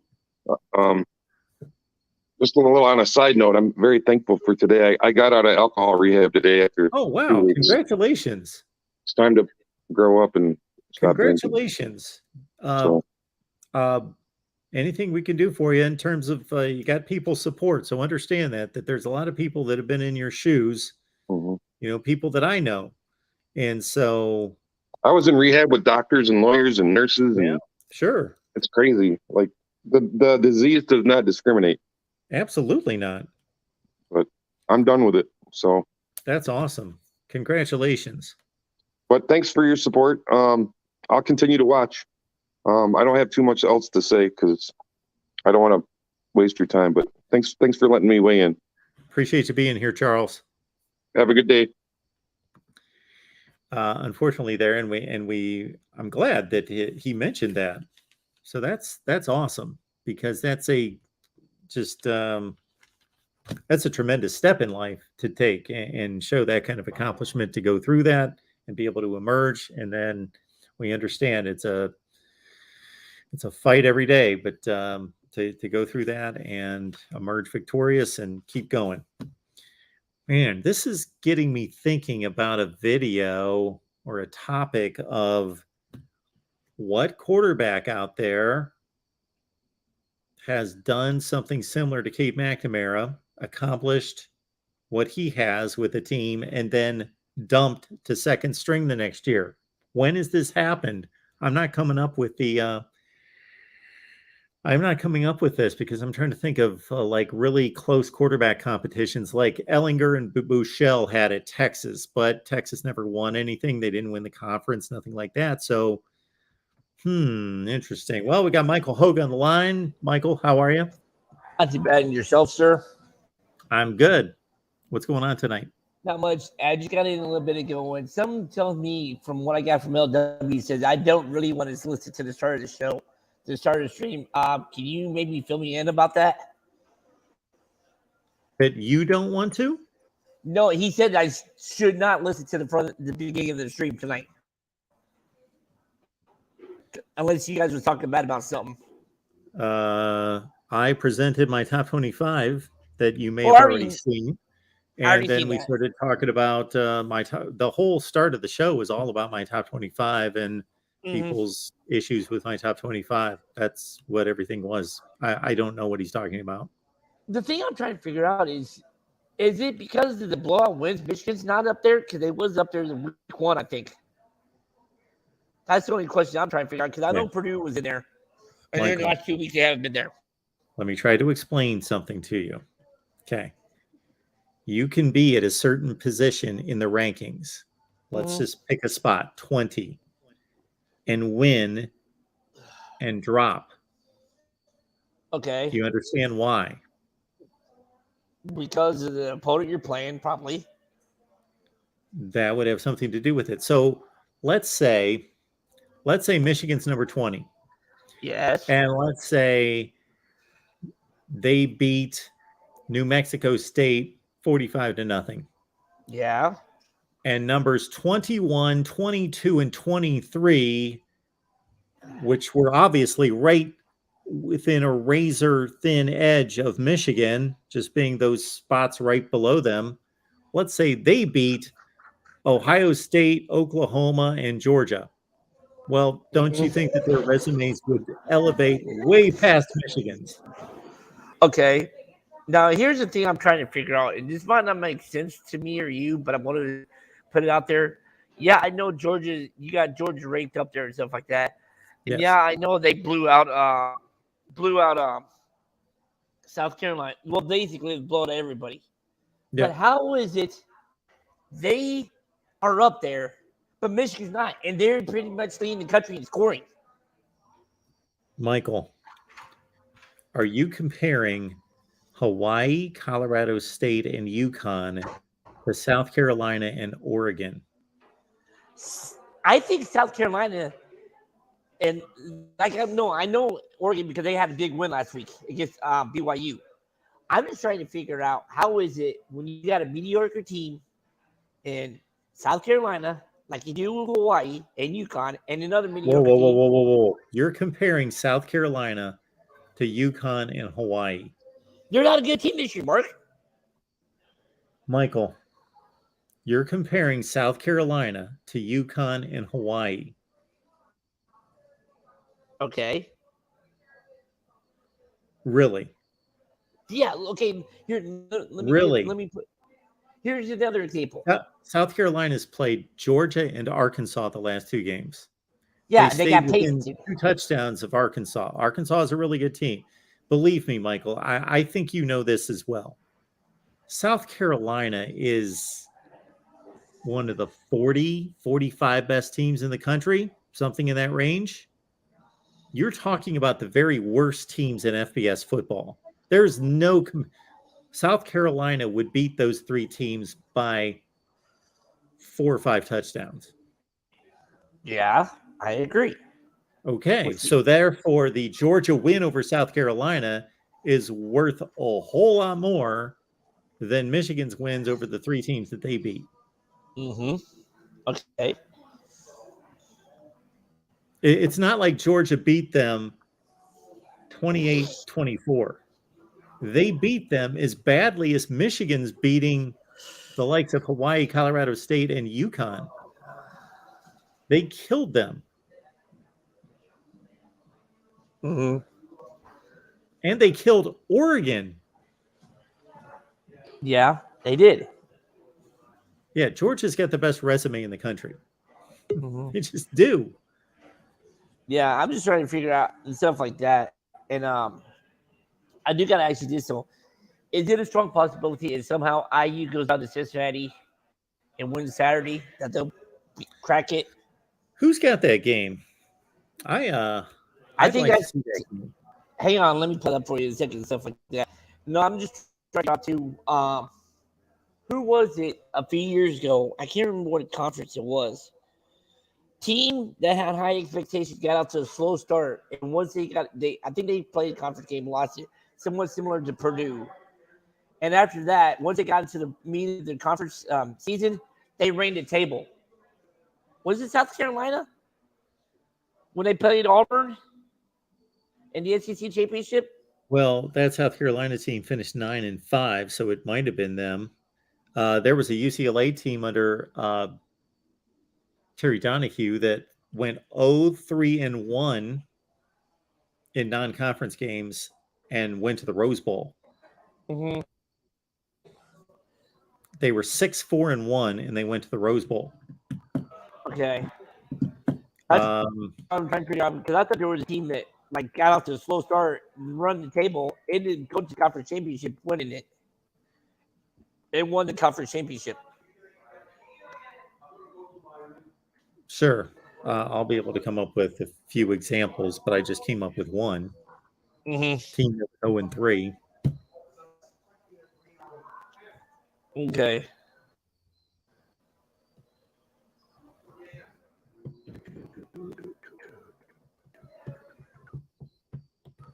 I'm waiting for you. Okay, here we go. Yeah, it's ESPN2 or 3:30 on for IU. Yep. Yeah, I see it there. Yeah, I think that's going to be a really good game. I'm interested to see if Indiana can do anything. Mm-hmm. They beat Illinois. They haven't looked good the last 2 weeks, but still they beat Illinois and Cincinnati's. I was impressed with Cincinnati's effort against Arkansas. Mm-hmm. Same here, even though that should have been that was a winnable game for Cincinnati and stuff. Yeah, they missed 2 field goals. They missed a lot of throws downfield too. Yep. I was saying, I think with Syracuse and stuff, do you think they can? Are they in Atlantic or are they in the Coastal? The Atlantic. All right. So that's the division with Clemson, right? Or is that Miami and Florida State? Clemson. Miami and right. Florida State are not in the same divisions. So they're in the Coastal. Yes. All right. Just wondering stuff like that. Now, would that bounce back win for Oregon Saturday? Does that put them back in the chase, maybe, to have a decent season? As far as with the Pac-10? Yeah, they've only lost 1 game. Mm-hmm. So, sure. Yep. Nope. All right, Michael. Anything else? All right. Your next show is what? Friday night? I think we're going to come on live Thursday. There's a Virginia Tech, West Virginia game. So after the West Virginia Tech game on Thursday night, I think we'll take calls. So Thursday, Friday, Saturday. All right. Sounds good and stuff like that. I was just wondering stuff like that. All right, Mark. Take care. Have a good one, man. Enjoy the rest of your Tuesday. Thank you, Michael. All right. Let's get to our next call here at the Voice of College Football. Remind everyone that when you do shop Amazon, so I'm not telling you to shop on Amazon, but when you do, funny situation today. I'm with my mom at the doctor's office. Took my mom to the doctor.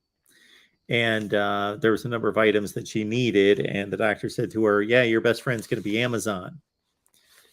And my mom, she's 92 years old. She doesn't go online. She has no idea Amazon. She's heard of Amazon, but it's not like at the forefront of her thoughts. And she's like, Amazon, and she's got her pen. She said something like Amazon. Yeah. And then she asked where it was located when the doctor said Amazon. She goes, oh, Amazon. Yes. Where is that? Like she was going to go to a building. All right. We got Larry on the line. Larry, what's going on? Hey, Mark, thanks for answering my Texas Kansas question. I Sure. wasn't chopping at you. I just wanted to Oh. understand your logic. Yeah. So I'm not trying to plug anybody, and I think I talked to you last week about it. And I mean, how do you feel about the FPI? I feel like a lot goes into. I mean, we can have weekly rankings, but like I'm plugging Bud Elliott. I really like how Bud Elliott Sure. will do returning quarterback, returning coach, production, who you're losing.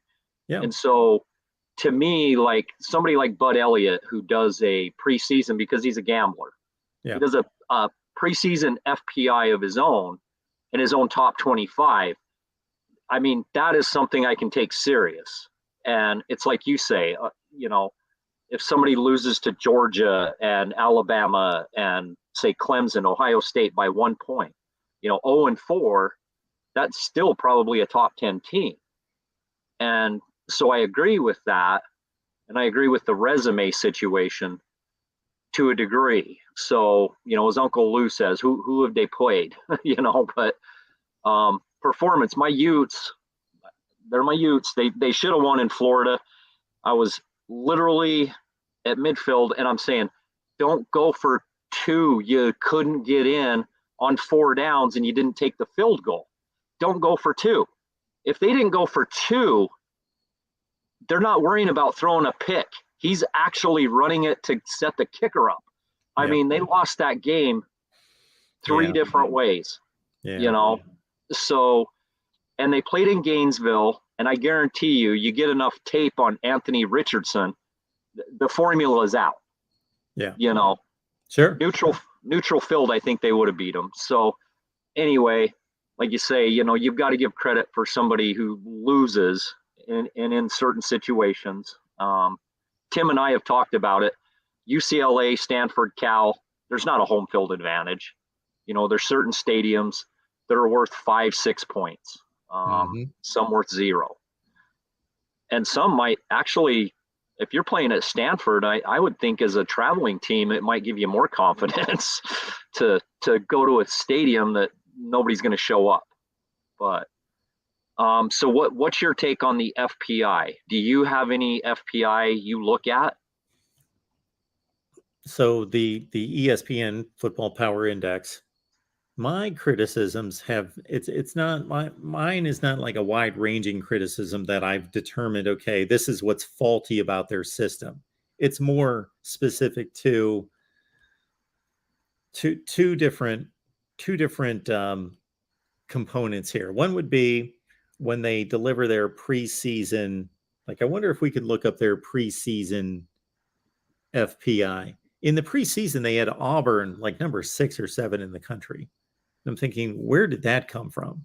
Where in the world did that come from? Like, they just have So you look at see, I don't trust ESPN's either because they came out with it and what they had Texas pretty high, and I'm like, I understand the blue chip ratio, but you're talking about they've got a brand new quarterback coming in, and he's a freshman, so USC, like Bud Elliott would say, teams like Texas, USC, Miami, Florida, teams with enough blue chippers to make a huge difference. It's hard to power rate those type of teams. They could be top 10 and they could be outside the 25 just based on you can't judge the production that's going to come from somebody that hasn't played.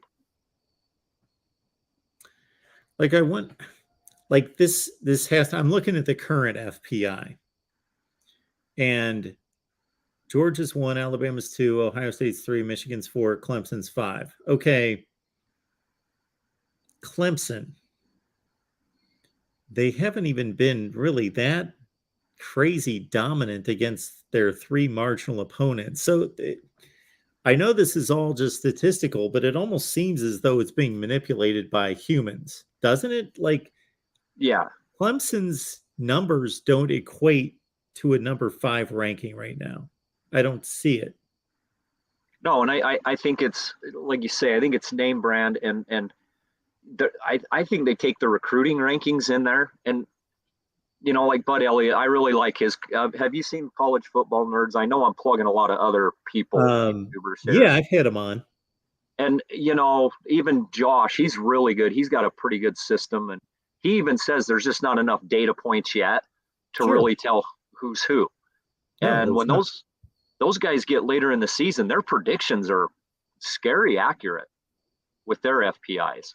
So I just wanted to get your take. I really was trying to get your take on any preconceived notions you would have preseason, and if those play into any of your rankings, or if it's just strictly what I've seen.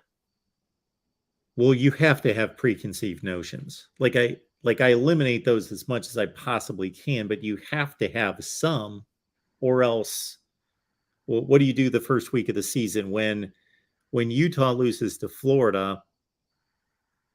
Well, if you have no preconceived notions, then you can only have 2 rankings the first week of the season. Everybody who won is number 1 in the country, tied, and then everybody that lost is the rest of the half of the country.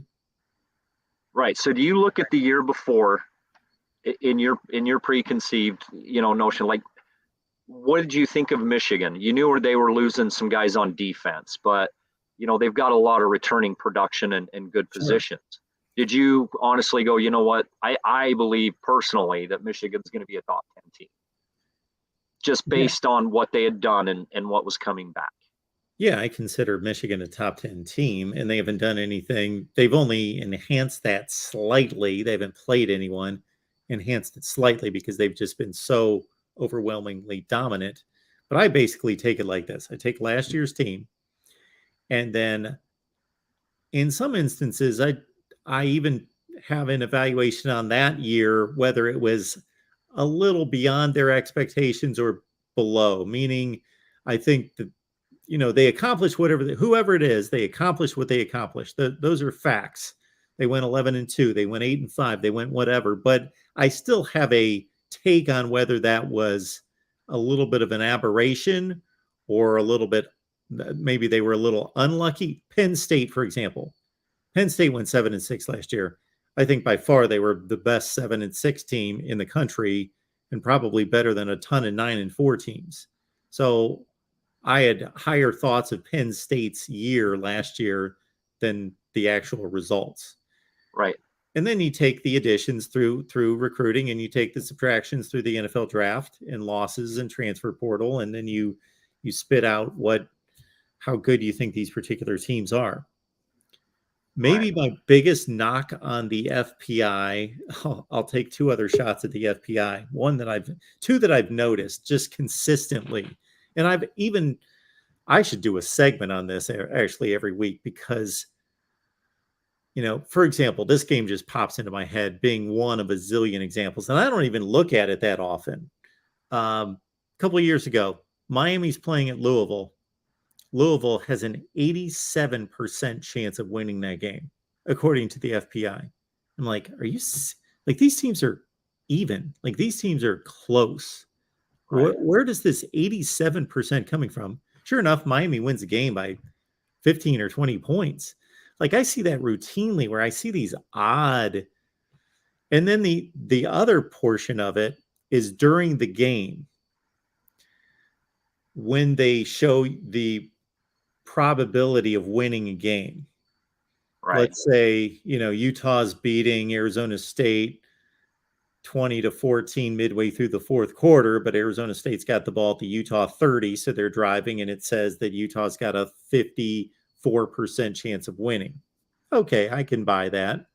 But sometimes I've seen it where I'm watching highlights and ESPN will promote, well, the FPI, they'll be promoting what a miraculous win this was. And they'll say the FPI was 0.3% with 2 minutes left in the game. And I'm like, why was it 0.3% when the game was only 27-24 and they were getting the ball to start a drive? Like, that makes no sense. The one that sticks out to me, I don't know if you follow the NFL. AFC Championship game 2017, Jacksonville, New England. And again, I would have a million examples of this if I actually looked at the FPI. I haven't looked at it the entire season. But Jacksonville's up 20-10 in New England with 10 minutes left in the game. There's still an eternity to play. And of course, Brady throws 2 touchdowns and they win the game and go to the Super Bowl. And the FPI had Jacksonville at like 98 point something percent. And I'm like, seriously? With 10 minutes left in the game with a 10-point lead? That makes no sense to me. Yeah, so I don't go off of ESPN's FPI. Well, I don't even know the difference between the various FPIs. I thought that was the FPI. No, like what Josh Pate does his, like he has a power rating system. Josh Pate has one, and sometimes he'll bring up some games and he'll say, we see this as a this or that. But like Bud Elliott, is it completely numbers driven, or is he making conclusions? He's making conclusions. Like it's how they come up with theirs and how ESPN comes up with theirs. I don't have any idea on that. I just I do follow Bud Elliott, and he will literally talk to teams. He's kind of the Phil Still, but he's more, he has weekly shows or whatever. And so he's kind of a Phil Still. Like he will research every team. So he's kind of a Phil Still, if that makes sense. Like Phil Still, I think has an FPI, if I'm not mistaken. Like he'll come out with his preseason, top 25 or FPI. So, I would trust those guys more than I do ESPN, because ESPN is going to make money regardless of what they say, where guys like Phil Still have a reputation that pay him. Sure. Bud Elliott. Doesn't well. Bud Elliott work for ESPN? No, he works for CBS. Oh, who am I thinking of that works for ESPN? Anyway, I thought it was Bud Elliott. I just wanted to go over some of that FPI stuff and, just kind of get your take on it. Cause that's generally where I go with my ideas on rankings and where teams are. And obviously it changes, and teams like we were talking, USC, Florida, Texas, like they're possible top 10 teams before the season starts. You just don't know with all the turnover. So, those ones are hard to rank. And that's why I like Bud Elliott. He won't jump all in on a team. He'll say they've got this. And so, towards the beginning to the end of the year, his rankings from the start to the finish of the year are pretty close. Some teams drop and some rise, and that's expected. But anyway, I'm not going to take up any more time. Just wanted to get your ideas on it. So, all right, Larry. Well, I appreciate you being here. Yeah, appreciate you, Mark. Have a good night. You too. Yeah, I've often thought of doing a different type of rankings, but that would probably confuse people if I said, this is the resume ranking, here are my power rankings. So, for example, I had some website, this was about 5 years ago, asked me to write articles. So I wrote, I said, sure, I'll write some Big Ten articles for, I'll give you one a week or something like that. And they wanted power rankings out of me. Well, the power rankings were simply, I'm telling you, regardless of who anybody's played or lost to, that in my opinion, these are how I rank the teams. They're the best, they're the second best, they're the third best, and the best may not have the best record, and so forth and so on. So, different way. I could approach my rankings like this. You know what? I would have far less backlash if I just ranked the 25 best teams in the country based on my opinion. All right, Jimmy says Mark is a Syracuse homer, but at least Syracuse is a premier academic institution and not a JUCO directional school with vacated wins titles like USC. All right, Jimmy. Before I take the next call, we've got a couple other super chats I would like to acknowledge, of course. Thank you so much for that, Jimmy. We also have Ryan. So my apologies, Ryan. I did not catch this super chat in time to hang up on that Michigan fan, because of course I would do that. I would just, take the super chat, and the super chat trumps everything to hang up on the Michigan fan. Okay. Thanks, Ryan. Appreciate you being here. Thank you so much for that. And then we also have That's an interesting looking. What do we have here? This is the I have. Oh, okay. Showed up green. That was very odd. It was like some kind of like color I've never seen in the chat, but then it turned green when I popped it to the screen. Obviously, a Penn State fan here. DC with a bunch of X's. Ohio State and Michigan fans, be concerned this year by Penn State and be afraid in 23 and 24. And I believe that you've got a right to say that. There's certainly validity there. We'll see if it comes true. We'll see if it comes true. But yeah, I'm pretty high on Penn State, and that's before anybody ever played any games. I am high on Penn State, but not crazy high on them. I do think 23 and 24 are going to be pretty good for them. Jimmy Touchdown says, Mark, I consistently donate to this channel. Absolutely. Thank you so much for that, Jimmy Touchdown. I hope I convey my thankfulness for that. Won't be doing it again. Okay. After low IQ moderator. Well, that's not the truth. One Scoop John shadow banned me. Nice way to run a business. All right, Jimmy Touchdown. So, yeah, you make whatever decisions you want to. Thank you for your final super chat. We appreciate that. Jimmy Touchdown, understand that you may have said something that was just flat out inappropriate. So we got basic rules here. Here are the basic rules. You say something that's gender driven, racial in any way, religious, in terms of criticizing, then that's a definite no. And then do not be insulting other people in here. You can insult me all you want. I don't care, but do not insult fellow viewers. You can call them, argue about college football, have fun, argue all you want, trash talk, but no personal insults. I hate that when I have guests on here. This happens way too often. I'll have guests on here and their looks will be, for example, be commented on in the chat. Really? Okay. But Jimmy Touchdown, we do appreciate you being here. I don't know what the circumstance was, but I would believe that One Scoop John, being very sound character and judgment, had a reason to put you in timeout there. One Scoop John, appreciate him being here. Thank you so much for that. One Scoop John, look at this. Thank you so much for that, John. Appreciate you so much. Check out the Patreon, 24/7, 365 chat about college football. Hangouts, even Mark comes by. I should more, or maybe they don't want me to. I don't know. Betting guides and more. It's a great time. Only $5 to support. Patreon.com, MarkRogersTV. So yeah, Patreon.com, search MarkRogersTV. As soon as I get the notifications that you joined, I will get you a link that gets you right into Discord.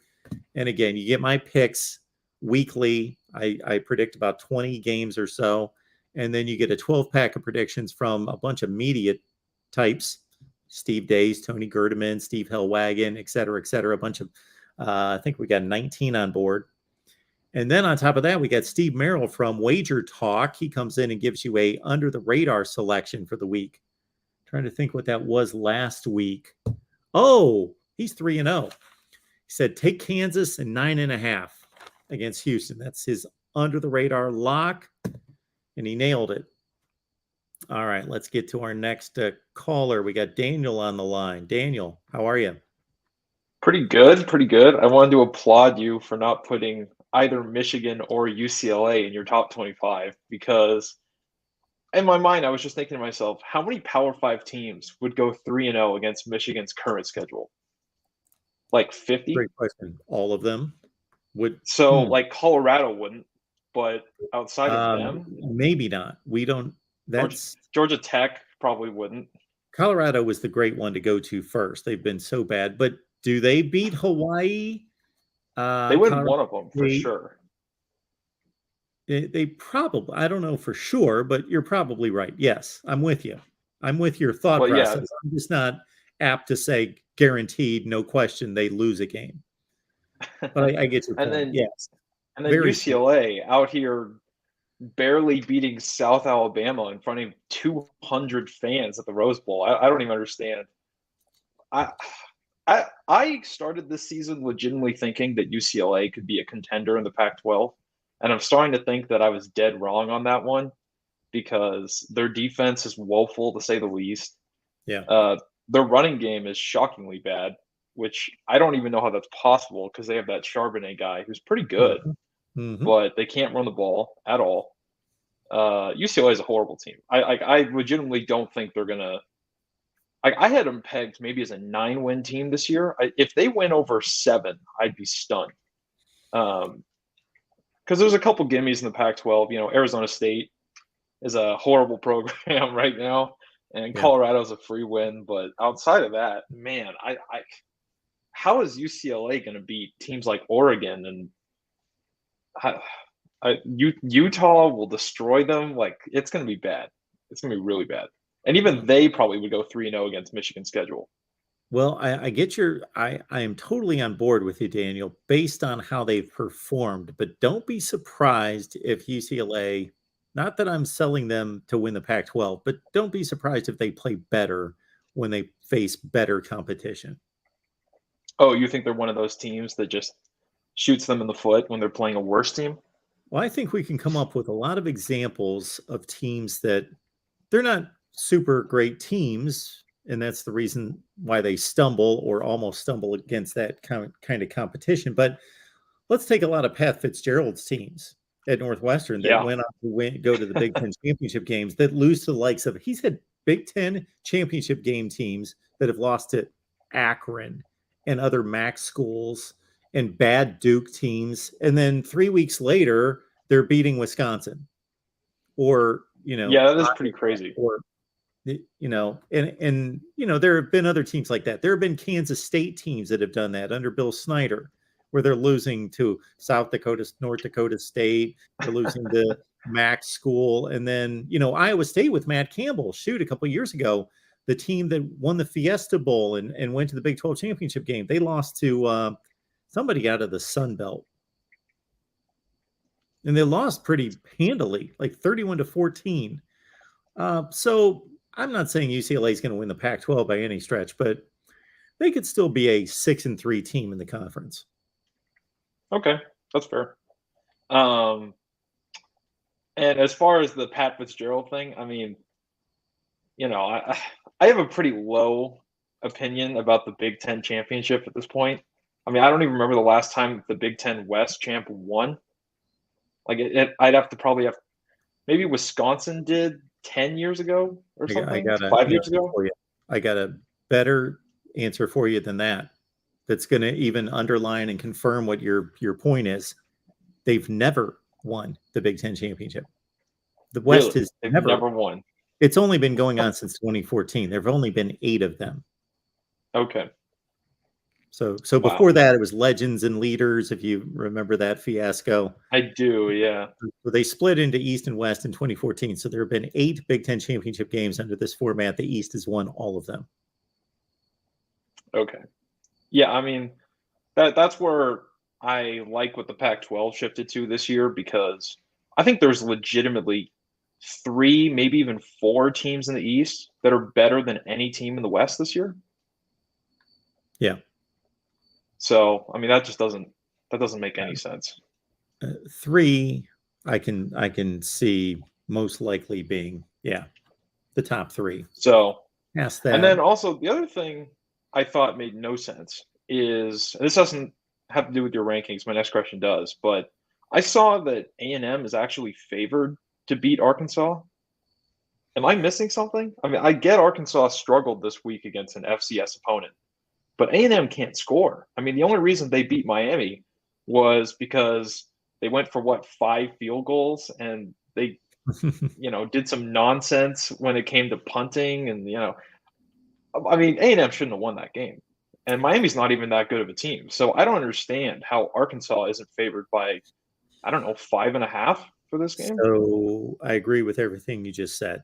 Yeah, Texas A&M is an extremely talented team, but they're a very uneven team. So they got this great roster, but they came into the season And who's your quarterback? How good is he? Your playmakers are iffy. Their wide receiver play is not really that good, and that's one of the reasons why they can't score. And like you say, Arkansas, shoot, they beat them last year, and they beat them handily last year. It's a neutral site game. Not that it would surprise me if Texas A&M won the game, but I just think Arkansas is a better team, and they've got weapons that score that are really capable. Right. Yeah, it's rare when I look at the what Vegas puts out, and there'll be every week I look at the spread and I say, that's a little low or that's crazy high. I rarely actually see that I don't even agree with who's favored. And in this case, I don't even know if it's close. I mean, I think Arkansas has a pretty balanced attack when it comes to their offense, and I'm not sure A&M really has what it takes to stop them. I don't know what's going on with all those suspensions they did. I'm guessing that was just a one-game thing, so who knows? Maybe that's a boost for their team. But and I don't know, maybe because it's a neutral site in Texas, does Vegas give A&M a little bit more for that? Because it's not really a neutral site, if we're being honest. Maybe, but not. They can't give them much for that. It's not their home stadium. It's probably 60-40 Texas A&M. Yeah, I don't know. That's pretty weird to me. And then the final one is, so what do you have? You have Oregon State like 8 or something like that? Yeah. And then you have USC, would you have them at like 4? Yeah. Okay, so they play this week. And from what I've heard, Oregon State has a decent amount of injuries, including their best passing threat and their tight end. So let's say USC goes up there and they beat the brakes off Oregon State because Oregon State can't pass the ball and their running game isn't what it used to be. And so USC beats them by, 24 points. Are you willing to say there's a possibility that if Oregon State didn't have those injured players, it would have been a closer game, or they might have even had a shot, to which then you wouldn't lower them as much in your top 25 next week? Because I think there's a possibility that they get blown out. Well, I'm not going to be measuring every injury in the country and, taking that into account. But when there are egregious injuries and when there's, a substantial injury or a collection of injuries that I find substantial, sure, that is taken into account. Yeah. It's just interesting because, you're looking at USC's schedule. I think everyone probably had Notre Dame and Utah as their big opponents. Yeah. And now, like you said, it's only September, and I've seen horrible teams in September turn out to win, the Peach Bowl by the end of the year. So it's possible that Notre Dame turns it around and they become a legitimate team. And, I'm not going to rule it out, but it seems hard to assume that at this point. And For Oregon me, State at this point is like the second hardest game on their schedule, but now they got these injuries. It makes you wonder, is USC even going to be tested this year? And if they run the table with maybe a slip up at Utah, makes you wonder if a 12-1 USC team really even deserves to make the playoff. Yeah, so that one loss is going to be key in terms of how they look in that loss. They go to Utah, correct? Yeah, that's right. Yeah, if Utah is at least 9-3 for the season, and they beat USC 28-24, and that's USC's one loss, they're going to have a strong playoff resume. But there have been plenty of playoff teams that really didn't have, the Washington team in 2016 didn't have a great resume by any stretch. Yeah. Shoot, the Michigan State team in 2015 lost to a 5-7 Nebraska team. I still think they're going to try to cook the books and have Oklahoma and USC play at the end of the year. because I think so many people want that, especially Oklahoma fans. And Yeah, that I would be would not fun. be shocked You know, they find somebody a way to came do up with that. the idea, and I think a lot of people came up with this idea, but I certainly didn't, so I'm not going to take any credit for it. That to make the bowl season more interesting, that there should be some kind of committee get together and look at things like that and say, you know what, people are going to want to see USC. Let's say USC finishes third in the Pac-12 and Oklahoma third in the Big 12, so there's no automatic, they don't have to go anywhere. Where you're looking at things like that and saying, you know, people want to see USC and Oklahoma play, so we're going to throw them in the Alamo Bowl. And you know, last year we had a UCF Florida bowl game, which normally that's not a good bowl game. Neither team was that good, but they played in the Gasparilla Bowl. They played in Orlando, and the place was packed, and it got a great TV rating. Just, there was two Sure. Florida teams that don't normally play, and it's the kind of the big bad SEC team against a group of five. So there's there are a lot of those kind of matchups that can be matched up by looking at, you know, who's a former coach of, you know, if you can get LSU and Notre Dame together in a bowl game, do it. Put them in a bowl game. More people are going to watch and be interested. Yeah, it does make you wonder, would more people watch a USC Oklahoma Alamo Bowl or a Minnesota Appalachian State Cotton Bowl? Probably the first one. Oh, yes. You know, even though it has the shiny name of a New Year's Six Bowl, I don't know if people care. So I'd say yes and no. I think that both can be true, because I think our buddy Tony Altimore has shown us, and this does make sense, that the TV network and the name of the game do tell some people subconsciously kind of that this is important. Watch this. Really? Okay. Yeah. That if the Because, yeah, game's there's been some... that the primetime ABC game, every so often, it's a pretty lousy game. Like, they have a obligation to get to all the Power 5 conferences. It's some kind of formula. I don't know what it is, but every so often they'll be forced into, all right, Clemson, Georgia Tech's going to be our ABC primetime game. You know, they've had some of those, especially with Clemson being as dominant as they have in the ACC. Some of their ACC primetime games the last few years have been pretty bad. But yeah, it basically just, people were automatically just going to tune into ABC for the college football game that night.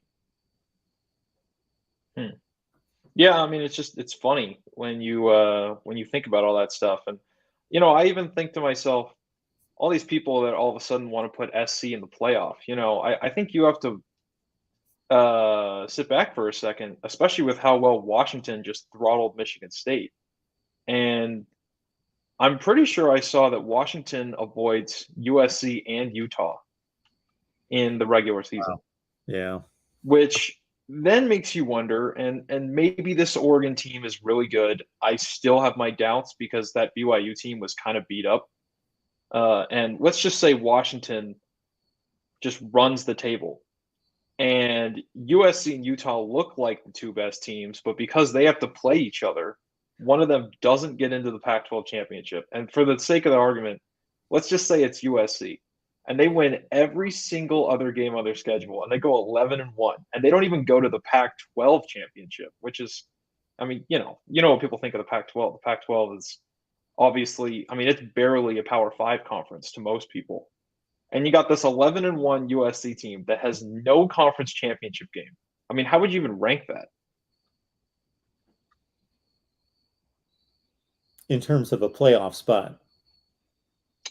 Playoff spot, rankings in general. I mean, it just seems strange because then you have to ask yourself, well, would you rank, and let's say Utah beats Washington, which I think most people would guess would happen. And USC's one loss is, you know, let's just say a last-minute nail-biter to Utah on the road.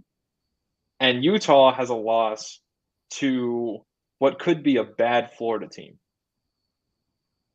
But Utah won the head-to-head. It's like, how do you rank these teams at some point? That's I'm why, good. like, all these people that got mad when Alabama didn't even go to the SEC championship and they still went on to the playoff, and I believe they won that playoff.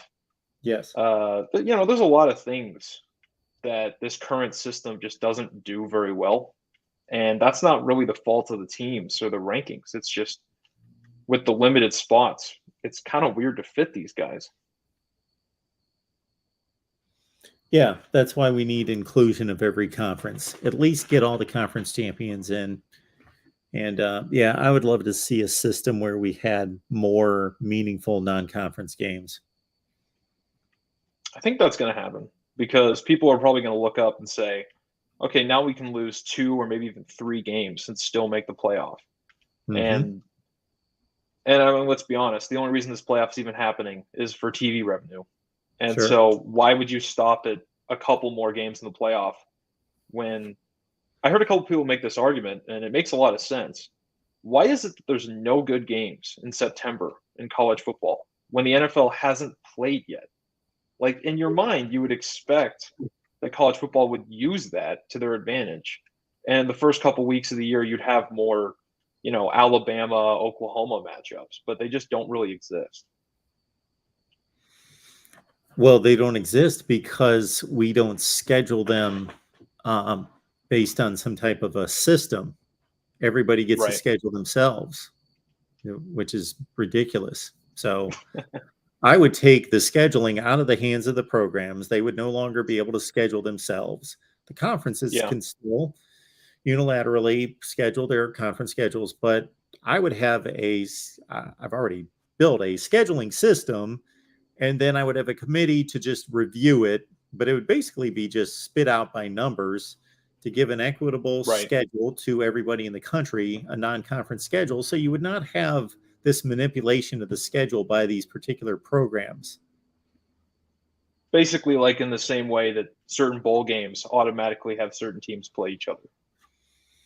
So, well, I would strive to have a 500 record for everybody's composite non-conference schedule. right. That would be the beginning of Yeah. it. Yeah, pretty interesting. Pretty interesting. All right. Well, I appreciate it. Thanks, Daniel. Have a good night. Thank you. Exploring with Ben. Appreciate you being here. Had his Oregon recap on the Oregon channel live stream on Sunday. Check it out. Oregon with a huge win against BYU in dominant fashion. We got DeReal MVP on the line as well. Hey, Mark, how you doing? I'm good. What's going on, man? Well, could you do me a favor and pull up your rankings? Because I have a few small disagreements. Nothing Okay. egregious or erroneous as last time with Alabama being about 20 higher spots than they should be. But, Okay. Well, we'll You get him know. up here. you did good with moving Alabama down, I think, to an appropriate place. One of the things I would recommend is since Texas played Alabama so close, I think they should be right next to each other until Alabama or Texas gets clear separation from one another. Okay. But okay, so I understand your point, but let's understand that this is not a vacuum. If Texas and Alabama were the only two teams in the country, obviously that's not possible, and it was a direct comparison, but there are other teams involved. So I can't just be locked in on this Alabama Texas thing. Like, okay, they played, it was 1 point game, No, I'm Well, I ranking get it, but all I the don't think teams their against their non-conference resume. schedule or anything has caused them to have clear separation from one another yet. So, like if Alabama goes out there and beats 3 SEC teams, then I would say, okay, there's some clear separation. 10 to 15 is not clear separation in my mind after 3 games. It's razor thin. Okay, that's fair. I get your point. I totally get your point, but I sometimes when people bring up these certain scenarios, they're locked into like that's kind of like all we're doing, and that messes with other stuff. Like I you got got to you. get all into consideration. Yeah, I got you. Another thing I would do is Washington. I'm kind of surprised they're as high as they are. I know people, the AP had Michigan State at 11, but Michigan State hasn't looked as good as last year. They lost a lot of their key production from last year. So Mhm. I would have them firmly in the top 25. I don't know if I would have them that high up, though. Okay. Do you have any issues with that? Well, again, so I think I discovered another way to describe this to people that maybe will turn some light bulbs on. It's a resume. If you and I are like accounting executives, we're really good at what we do. We know accounting, and we're hiring an accountant to work at our firm, and we're both handed their resume. Well, if we are really good at our jobs and we really know our industry, we're going to have similar thoughts about their resume, but they're not going to be exact. I would like point out like, this is really impressive, but this isn't, and you may have a different perspective. And so we may have slightly different viewpoints on these resumes that are exactly the same, but that doesn't make us less qualified in making this evaluation. It's just a different evaluation, but it should be similar. Oh, yeah, I would agree with that 100%. Another thing I'm intrigued about is Kansas, the Jayhawks, the little engine that could team. Yeah. They played Duke 3-0 in football, not basketball this week. Kansas, could they potentially crack the top 10 with the win? Sure, they could. That's going to be a pretty charged win. And if people have noticed the progression from week to week, Duke was at some point number 9, I believe, in the rankings. And so people would be like, well, how did they fall out? Well, they fell out by the Northwestern win, came way down, and other teams elevated based on playing better teams. But so Duke is still a strong consideration and still a weighted team to be on Kansas's win list. So that's going to help them considerably. Yeah, is Kansas like Arkansas a few years ago when Arkansas was completely garbage and then all of a sudden they were competitive against really good teams and got a few wins? Maybe if as long as we don't take it past where you just did. I thought you were going to take it to like Arkansas now. No. Anybody that's saying Kansas should win the Big 12, go 8-4, in my mind, is delusional. 6-6 should be the goal for Kansas. Just make a bowl game. Yeah. Play some group of 5 team like Tulane, Toledo, something like that. And for them, that would be a huge accomplishment. I'm not selling Houston as some great team, but they did beat Houston by 3 scores on the road. Oh, Houston is one of the best group of 5 teams, I would say. And a lot of people had Houston as the pick to go to the New Year's Six bowl game. Sure. That's a very impressive win. Even if they turn out only to be 8-4, 7-5 for Kansas to do it. Mm-hmm.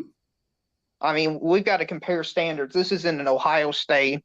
This isn't Notre Dame. This is Kansas we're talking about. So for them, any win is a good win, but now they're elevating themselves to being competitive. For sure. Yeah, Mark, which 3-0 team is the most surprising? Well, I'm trying to think of all the 3-0 teams. I don't want to stay with necessarily. I'm going to stay with. Well, I would say it this way. Kansas on the surface seems the most surprising, but by looking at just this board, which doesn't include all the 3-0 teams, because we've got 1, 2, 3. I think we got 3 teams that have lost a game here. So that's 22 3-0 teams. I think there's 32 3-0 teams. But on this top 25, I'm going to say Tulane, because they won at Kansas State as a 14-point underdog. Okay, and which team has been the most disappointing so far? The most disappointing team in the country? Not named Notre Dame. Let me see if there's been anybody more so than Notre Dame disappointing.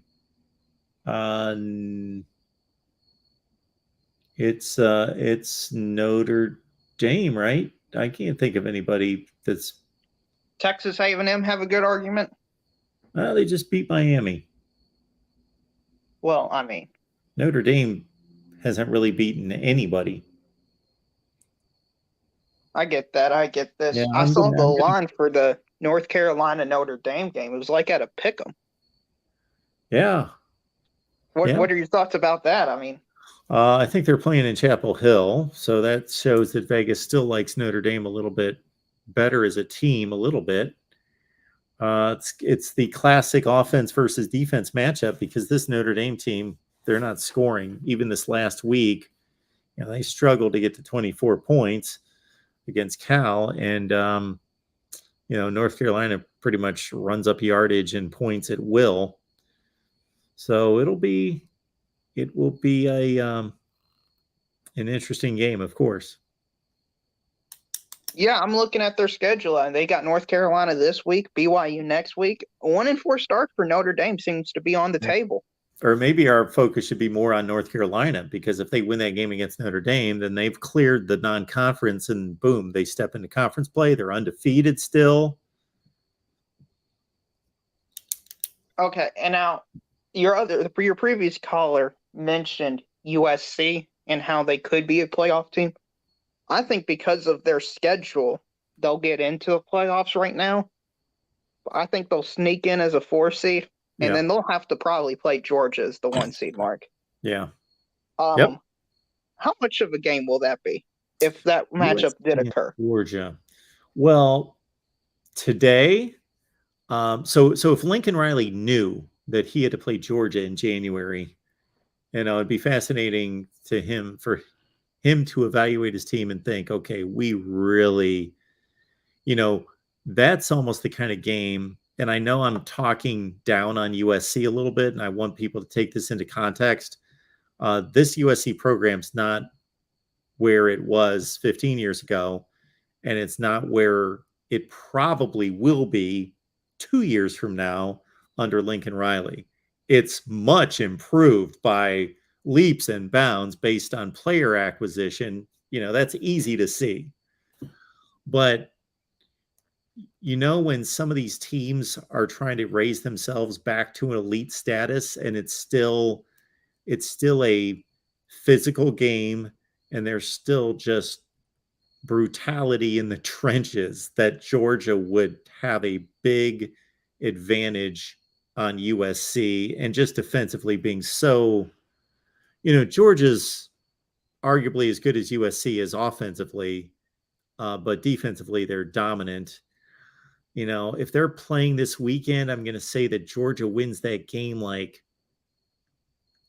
they win 45-28. Okay. You're giving them a little more. You're giving USC a lot more respect than I would, but yeah, I was gonna. Yeah, once I spit that out, I thought, maybe I'll back off on that because Georgia is tough to score on. Maybe I'll go more like 48-21 route, 24, something in that range. Yeah, I was watching the USC post-game show. Yeah. With Tim, LBC Trojan, and Tony. Yes. Great show, by the way. It is. And Tony said that there was USC fans. I believe it was Tony. It was one of them. That there were Trojan fans in the stands saying, "We want Georgia." Yeah. Well, Mark, is this an ignorance is bliss situation? Yeah, it is. And a lot of them think that, they're never some of them are yes, ignorant. Others are just having a good time and just kind of going along with whoever started that a long time ago. This, we won whoever's the best. We won Bama kind of chance when they know it's kind of ridiculous. Like, it started off as being serious. Whoever was the first, fan base to, chant this, 30 years ago, we want whoever. They were serious. They were like, yeah, we, but I think along the line, at some point, there have been certain fan bases, or at least parts of the crowd, that have been like, okay, this is we're kind of making fun of this, that we really don't want any part of, but shoot, they're not going to play us. We're not on the schedule. We can chant it. They're not on the schedule as of yet. Because I'm telling you, with USC's schedule, Notre Dame being down, Oregon State having injuries, it's very possible they go 12-1 with their only loss at Utah. It's very possible that they'll be the 4 seed this year. Okay. And you said 48-21. I got to cut 14 points off of USC. I think 45-7. And the only reason I'm saying this is look what's happened with Lincoln Riley when he's had an elite offense gone up against a great SEC team. I mean, well, and there's just a talent disparity between these two teams. yeah, there's a talent disparity and a depth disparity and a strength and conditioning disparity, but he hasn't done that poorly. Well, I'm not saying it's that poorly. I just think Georgia's going to you give Georgia 3 weeks to prepare for an opponent. I think Georgia's just that good. The first Lincoln Riley team took Georgia to overtime. The Georgia team that probably should have won the national championship game. So let's give Lincoln Riley some credit there. I'll give him some credit. How many playoff games has he won? Well, his teams have played 3 playoff games, and we've had 3 different. Well, how many has he won? None. Okay. I'll give him credit when he wins a playoff game. How about that? He just wins one. We're not talking about who's going to win the game. You're talking about competitiveness in the game, and I'm just outlining that there has been varying competitive levels to Oklahoma's playoff runs under Lincoln Riley. There was we went to overtime. If we would have made a few different decisions, we would have won that game and been playing Alabama in the national championship game. There's the other end of the spectrum. LSU toyed with us and scored 49 points in the first half, and that was the biggest joke of all playoff games that we've ever seen. I don't care what the final score was because it was just such an annihilation. And then there was this in the middle where basically Alabama stomped on them in the first half. And then Oklahoma, they got skill, they got talent, they had Kyler Murray. They didn't really get into the game, but they scored some points and put window dressing on the final score. So we've had 3 different levels of losses. Yeah, I just think it's going to take USC a few years to get to that second I do too. or third stage where they're somewhat competitive. I think it's just too early for them. I think they'll get there, and I think they'll be competitive. It's just too early. And for them to be year one in the playoff discussion or even make the playoffs, that's a huge accomplishment for them. Sure. But the final thing I'll say is, a dark horse team that hasn't been put up for a playoff discussion at all is Penn State. I like what I'm seeing out of Penn State. I think they could potentially split Michigan, Ohio State. Yeah. I mean, well, if you add up my preseason predictions, I pretty much did pick them to either beat Ohio State or Michigan. Yeah, I mean, I know Ohio State has looked very impressive the last 2 weeks, but that Notre Dame taste, I just can't get it out of my mouth yet for how bad their offense looked. Now, maybe that was a Georgia-Clemson situation where we thought 2 teams were equal, but as it turned out later and later throughout the year, one team clearly separated themselves. But I like Penn State. I think they could beat Ohio State this year out of the 2 games. I believe that game's in Penn State as well. Yes. And it's not the whiteout game or anything. No. I believe that's for Minnesota. Yes. Is that correct? Yes, that's correct. Yeah, that doesn't make sense to me. But are you as an Ohio State fan, do you got any worries about that Penn State-Ohio State game? Well, yeah. As I just stated, I see Penn State winning one of those 2 games. I picked Ohio State to lose a game this year. Well, the follow-up question to that is what game you got them losing? Yeah, I don't do the whole picking every game. I've done it before. I didn't do it this year. I just picked them losing a game in the Big Ten. So that game's either going to be, what we believe 3 weeks into the season is kind of different than what I believed in August. So I was actually putting Michigan State kind of on the radar on the road for Ohio State. But I did rank Ohio State's games in regards to level of difficulty, and I put Penn State 1, Michigan 2, Wisconsin.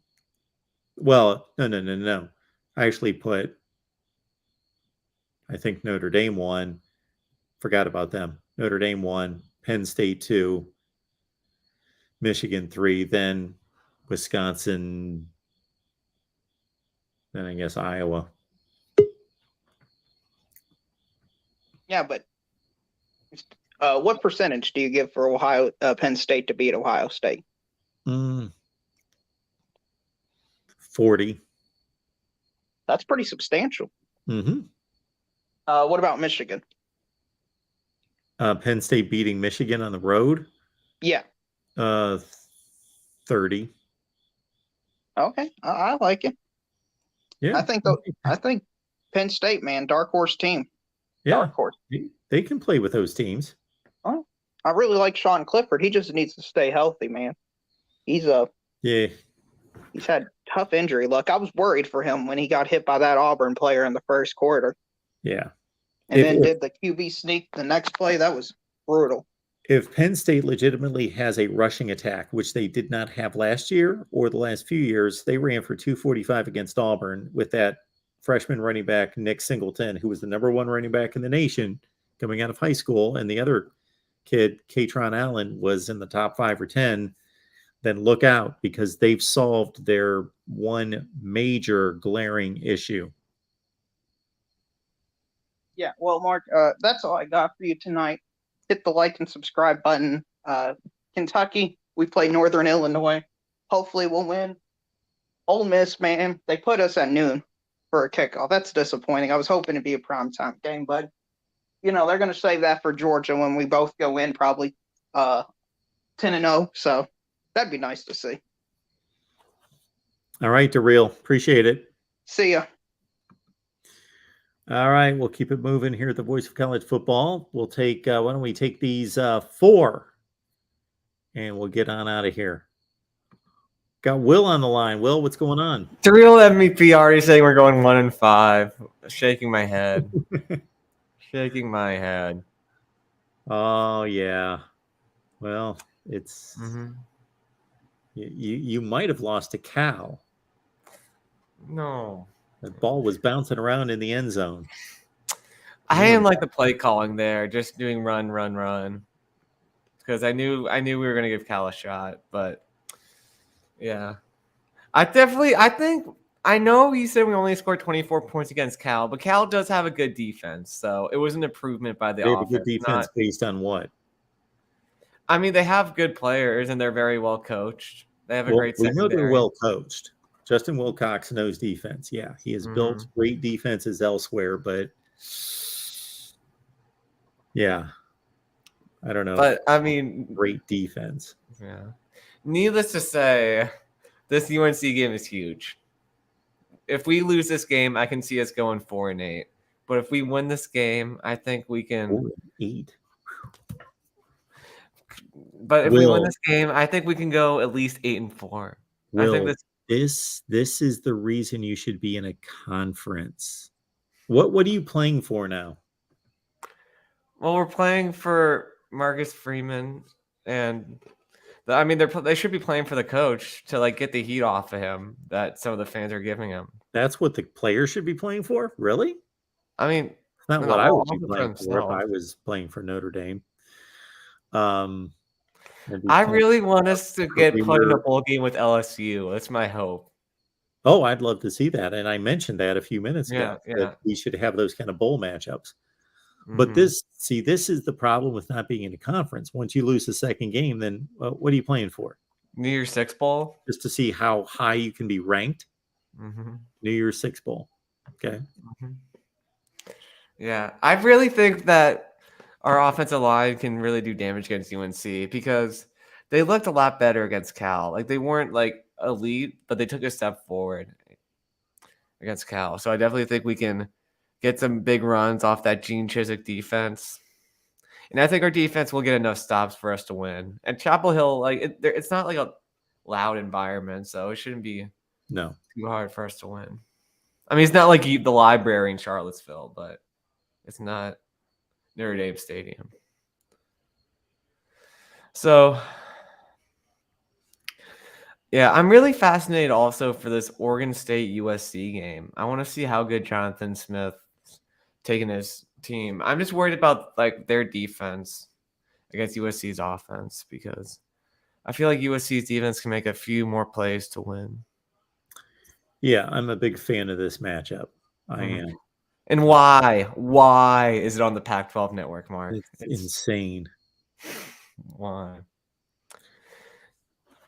Yeah, that's crazy. I'm going to be able to watch it, although I'm going to be. It's a 9:30, so I won't get to see the second half. I'll be sitting here during the second half, but yeah, I think that's going to be a good one. Did you move Arkansas down at all this week after their Yes. performance against? Yeah. Yes. Yeah. I more so elevated other teams than I dropped them. Yeah, this one matchup against Texas A&M intrigues me to see like how is Texas A&M, can they score? Like I don't know. I just don't think Texas A&M can score against Arkansas. But if Arkansas, good point, John. But if Arkansas just defense, I don't know. Like Texas A&M, they didn't show me anything to make it look like they're a better team than what they showed against App State. Oh, good call, Connor. I will be doing that. Good call. Good reminder also, Connor, that man, I got to get back to Yogi Roth. He DM'd me a couple of days ago, and I got to get back to him. Hopefully, we'll have him on. Anyway, I forgot what my point was going to be. What did you just say about? I don't think Texas A&M, they didn't show me anything on their offense against Miami. Right. Yeah. So here's the issue I always have with these takes. So Texas A&M wins this game by a score, a touchdown, an 8-point game. What if they would have won that game 35-27? I would feel better about A&M, honestly, about their offense. You would feel better about their offense, but maybe their defense isn't what we thought. Thank you. So I think most college football fans tend to get caught up in the score and the offense portion of the score. For some reason, don't usually, unless it's their team, don't get bothered by teams giving up a lot of points, but they get bothered by teams not scoring many points. Let's say they just held Miami to 9 points. But I feel like I would have understood them giving up 27 points because Tyler Van Dyke, because of what we think about Tyler Van Dyke. But the point is they held them to 9 points. I mean, yeah, that's impressive, but Miami might not be there yet with Mario. Yes, it's impressive, but I don't know. To me, is it bad that it would impress me more that they would have won 34-27? I don't know. I'm not saying it's not. There's anything wrong with it, that it's a bad or a good thing. I'm just saying it doesn't sound accurate. It doesn't sound, it sounds offensive skewed. Yeah. I don't understand why. I mean, I get it because Ohio State is one of the, I remember we talked about this a while ago. Ohio State has the biggest brand right now. But why do they have the 8-15 game against a bad Wisconsin team? Whoa. Maybe they're not bad. Hey. Well, first of all, why is Wisconsin bad? Well, I don't know. I don't think their offense it's very one-dimensional. I just don't believe in their passing attack. I don't think they're going to be a contender in the Big Ten West this season. You don't? No. Really? Well, I mean, I guess they can be a contender just because Iowa's down as well. Nebraska's still down. But I just think Minnesota and Purdue are better teams this season. Okay. So you think, okay, well, I certainly think Wisconsin's right there with Minnesota and Purdue. But so you think Wisconsin is the what blank team in the country? 40th? 40?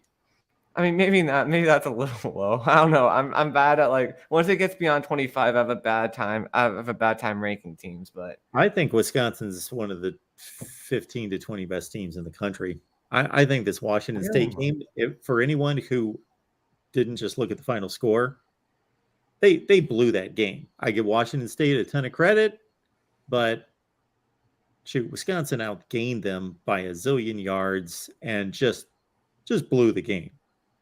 I think Wisconsin's pretty much what they always are, and the reason also that ABC takes that game is because Ohio State generally generates better numbers than anybody, and Wisconsin's still a good draw themselves. It's just a draw. What game should go there? Mm-hmm. Yeah. Who should go there? Yeah, what game should be in prime time? Honestly, USC Oregon State. Yeah, but not nearly as many people are going to watch that game. I want to look at the schedule. Should have brought this up before, but I feel like there's got to be better games than that. All right, here we go. Tennessee, Florida, but that's a CBS game. Yeah.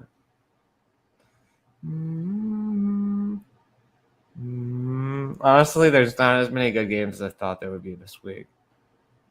But I don't know. To me, that just doesn't seem like it's going to be a close game. Honestly, Clemson, Wake. Clemson and Wake? Yeah. Really? You think? I mean, to me, that would intrigue me more because I feel like Clemson. You can still watch it. Who's showing Clemson and Wake? It's a noon ABC kickoff. Okay. All right. Like I would like this. Yeah. I know, but like that's not.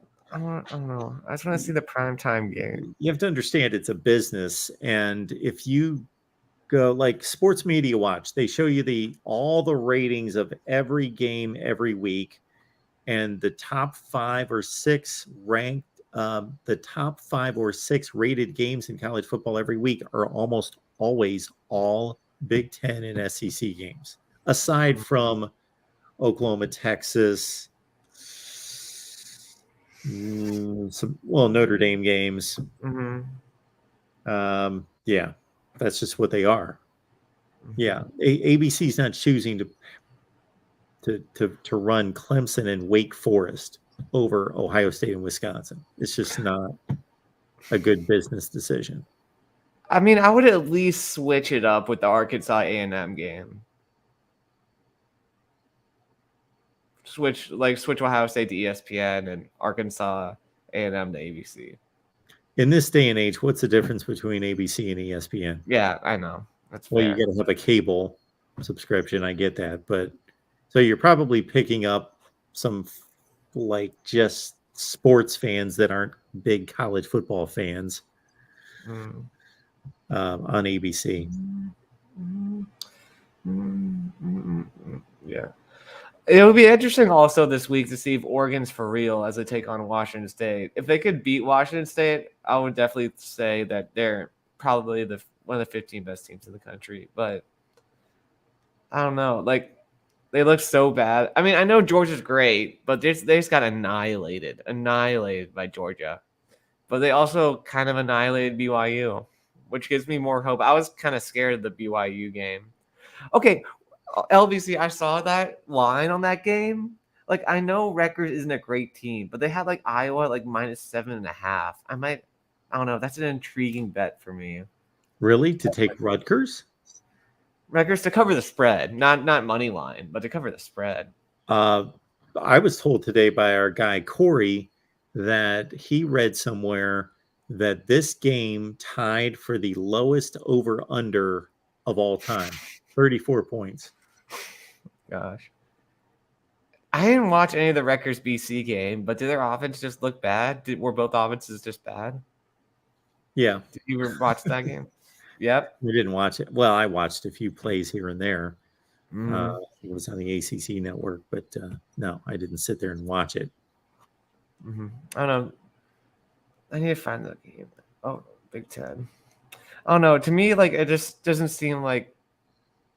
I mean, I know Iowa has a great defense, but I think Rutgers should be able to keep it within like 7.5. Do you think so, Mark, or do you think that's appropriate? Well, I haven't really given it a take yet, but I'm trying to figure out how Rutgers is going to gain a first down in that game. Yeah. But, Ralph I mean, says Rutgers. There you go. Ralph says Rutgers going to win the game 17-13. So you know I can what? see that. You're going to make more money if you get the money line. So take the money line in Rutgers. Yeah, that's true. But I've been screwed over by, like, like in the past, like I picked the underdog to win, and then they just lose at the end. I would have gotten the money on the cover, and I'm disappointed that I lost money. Well, like I said this week, first team that scores wins the game. Yeah. I'm trying to find any other fun games to talk about. LBC Trojan. See, he's I get it, Rick, but my style of football, I got no issue with Rutgers and Iowa. Am I watching that game? No, because there are better games on, but I wouldn't mind watching that game. I wonder what, if I was going to list the games that I would watch top to bottom, you would be surprised how high that game would be. Like I'm watching that game over Stanford and Washington. Oh, another fun game. Yeah. Is Minnesota Michigan State. Yeah, I like that game too. Row the boat, baby. Row the boat. I like that game too. Let's see. Fun under the radar games. Baylor and Iowa State. I don't know if it's under the radar, but Baylor and Iowa State. That's GBD likes Iowa State straight up. That's a who does? Golden Blue dude. Oh, like Iowa State. Well, they're the favorite. Oh wow. Yeah, they're a 2.5 or 3 point favorite. So under the radar game. Texas Tech could be a trap game. Yeah. Yeah. Well, the ultimate under the radar but fun game is Duke and Kansas. Winner goes to yes. That game is on FS1 at noon. What game am I watching at noon? My number one game is probably. Oh man, noon's tough. Michigan, Maryland, Clemson, Wake, Baylor, Iowa State, and Duke, Kansas. Yeah, I'm gonna have trouble. I really can't go past 3 games. I can't. I really can't even go past 2 games. I can't keep track of. I just look at one game usually, and I just check the score on ESPN a lot. Although sometimes ESPN scores are delayed, which is disappointing. I always have 3 monitors up, but I can't. The third game, forget it. LBC Trojan thinks Clemson Wake's going to be a good game. It wasn't last year, but okay. I mean, it's in Wake, so it's not going to be as loud when Wake has the ball. But Gotcha. So yeah, it has nothing to do with Wake's home crowd. It has to do with the not being at Clemson. Not being at Clemson. Yes. So I think Wake could have a better. Wake should put up a better fight. Yes, my man Troy's coming to my aid here. I'm interested in the Iowa Rutgers game. I would love to see Rutgers look good. I love an underdog story like the Northwestern teams in the 90s or Boise State in the 2000s. Exciting stuff. Okay, we got some Rutgers love. Yeah, I think Minnesota Michigan State will be my and Clemson Wake will probably be the 2 games to spend the most attention on. Erica, we've not seen you here before that I know of. We appreciate you being here. We actually will have some Florida-Tennessee coverage for you later in the week, but Erica is pointing to the Tennessee-Florida game. So let's see at 3:30. Notre Dame game, Notre Dame UNC, and Tennessee Florida will probably be the 2 games I'm most glued to. Yeah. Alongside Oregon, Washington. Oh, but there's that Michigan State Minnesota game. See, that's a nooner, right? No, they're at 3:30. Oh. Man.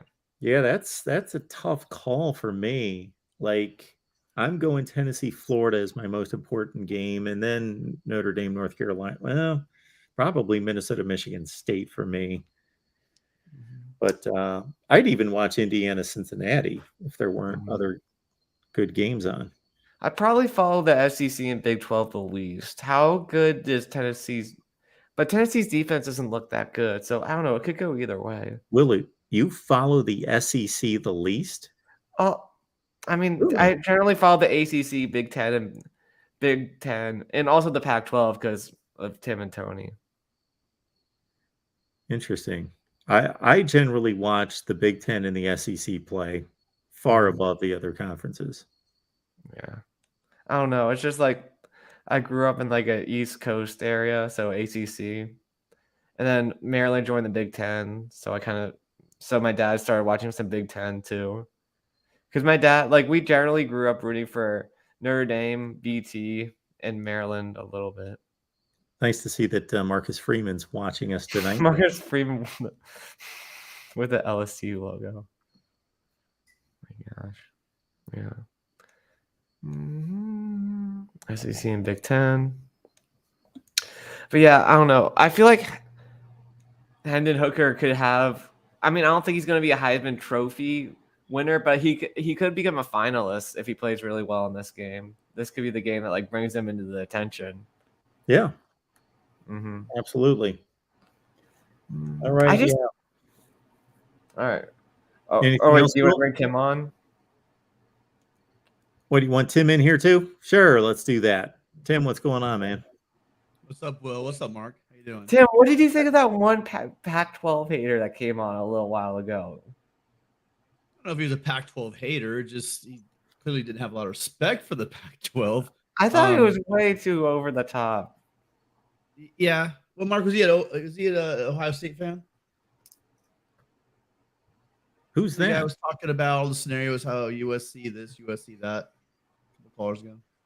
That was the real MVP. No, they got one before Darrell. Daniel. Dang. Yeah. I don't know. I was just surprised how anti-Pac-12 he was. I don't know his allegiance. There's a lot of ways. Let's put it this way: USC is not making the playoffs because USC is not going to go 12-1. But if they did go 12-1, that means they got to beat some good teams. And I'm short of like this incredible SEC championship game. You know what I mean? Where it's just down to the wire. It's just it would be really hard pressed given the fact that the Pac-12 has sucked wind for so long.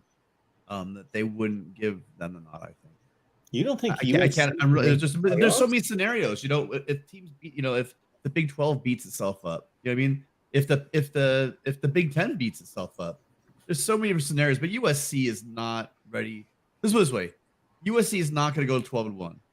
So this is all. We can almost stop there. You know what I mean? But if they did make the playoffs, they're probably going to come in at a 4 seed and get. We saw what happened to Oregon. That's probably going to happen. I mean, I think USC puts up more points, but that's what's going to happen. You know, USC is at least 2 years away. At least 2 years away from, I think, from being a serious national championship contender. Because you need to fill those. What we're really desperately missing right now is some more. I mean, there's some great Trojans. I love them, but they need some more elite athletes on. If we had the quality defensive players, if we have offense, I'd have no worries. But they just don't have that level of player. But they've done an amazing job turning around the worst defense I've ever seen at USC.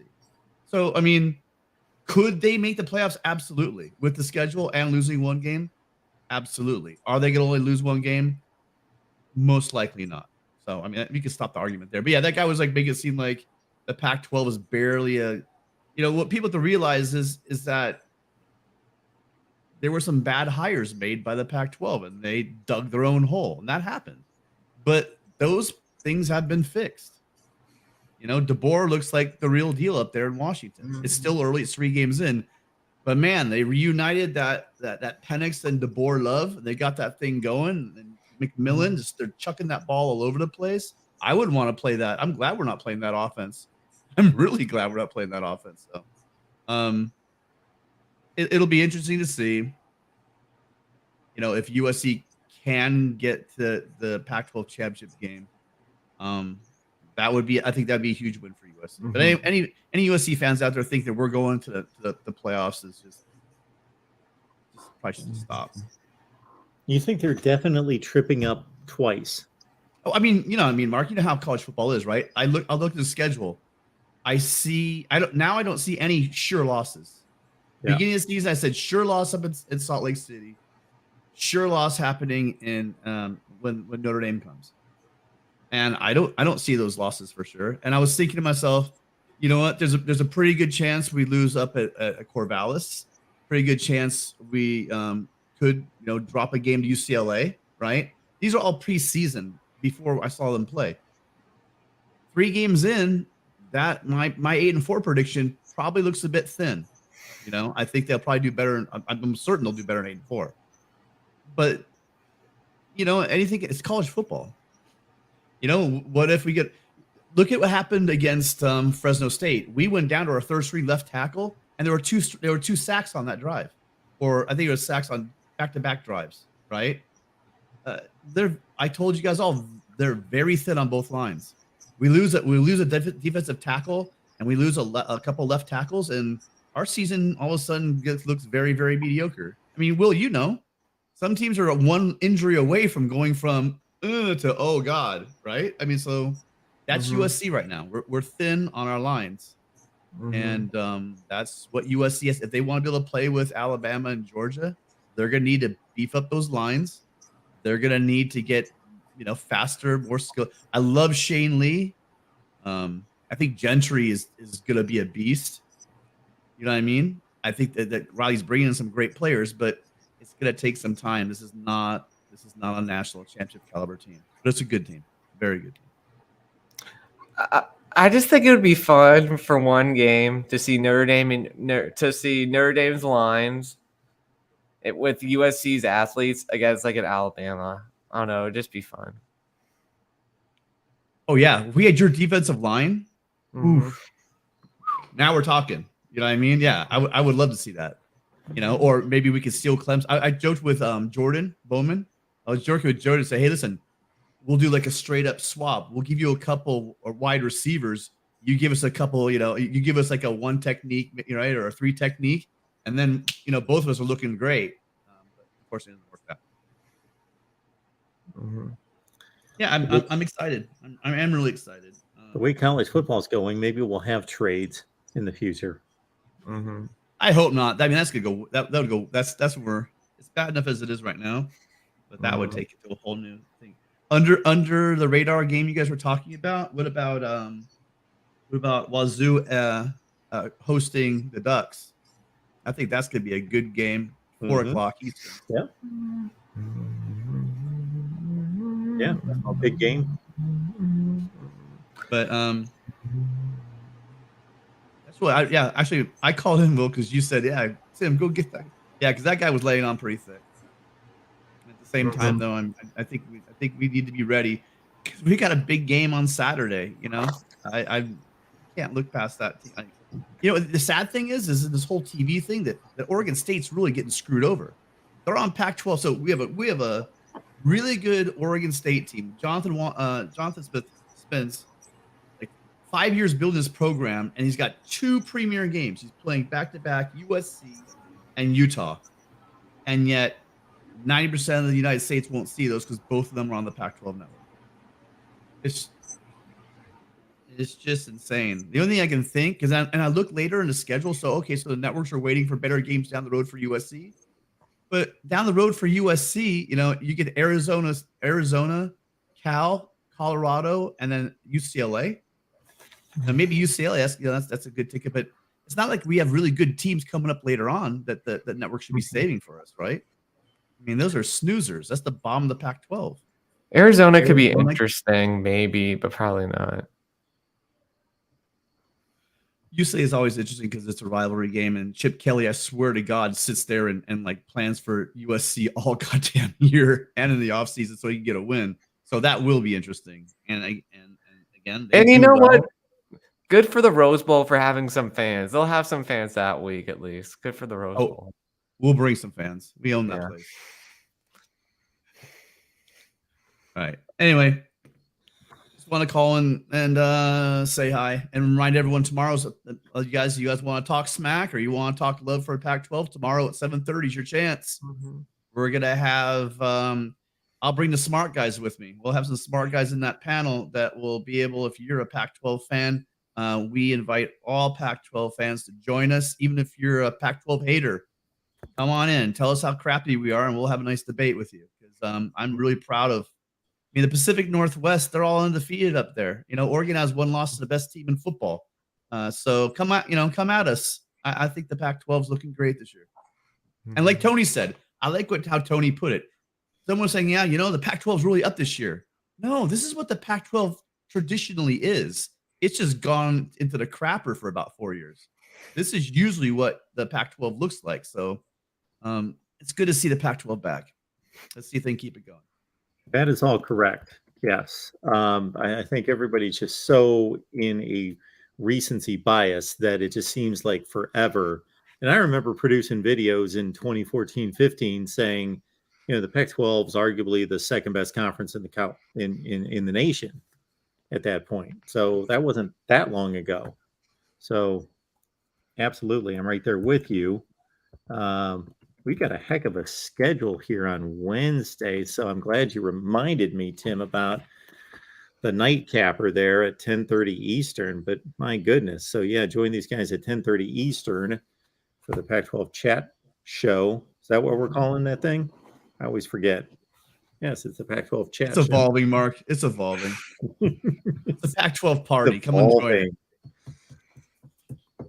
Mark, I really want to get Chris Sorge on to help preview the USC Notre Dame game. He has a YouTube channel. I really want to get him on.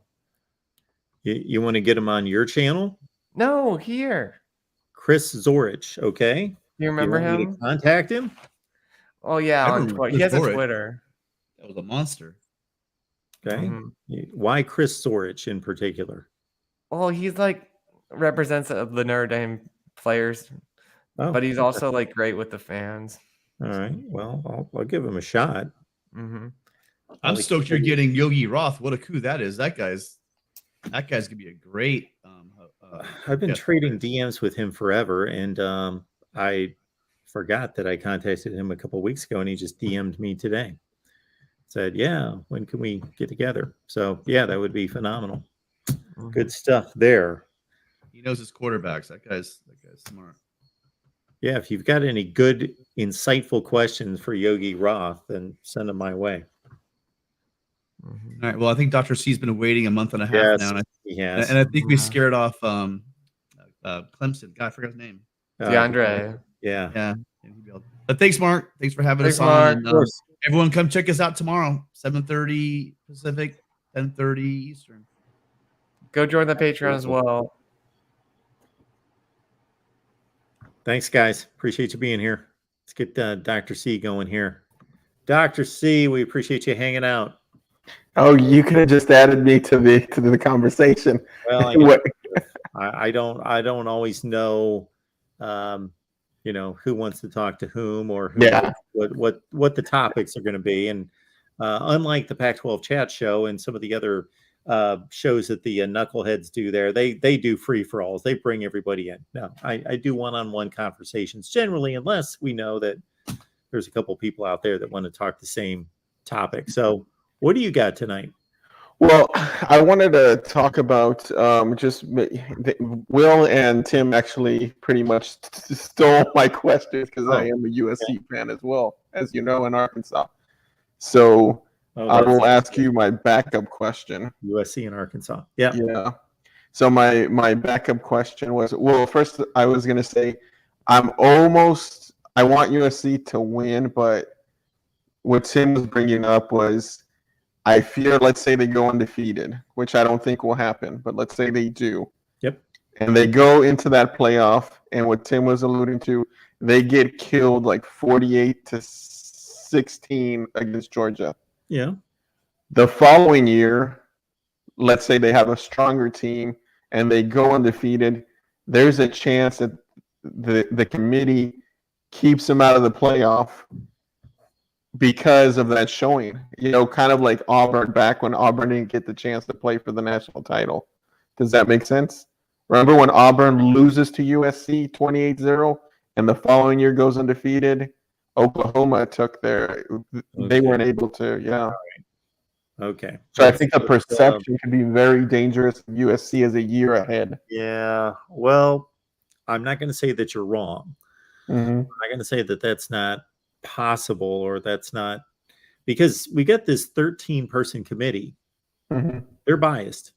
I'm sorry, they're biased. That doesn't mean when I label them as biased, I'm just labeling them as humans. That's all I'm saying. I'm not saying they're biased toward Michigan or they're biased toward the Big 12. Or, they don't have set biases, but they're only human.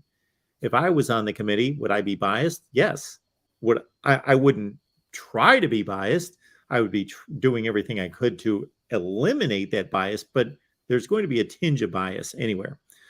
So I would hope, and I do hope, that from season to season that the committee is strictly looking at that season. They should have complete blinders on to anything that's gone on in college football prior to 2022. That's all that should matter. It should not matter if the Pac-12 champion went to 10 straight playoffs and lost 50-0 every year. It should have nothing to do with. It shouldn't. It shouldn't, yeah. Have nothing to. We're evaluating this season. I hope so. Yeah, I hope so. I think just the perception of the Pac-12 being so poor for the last 5 or 6 years.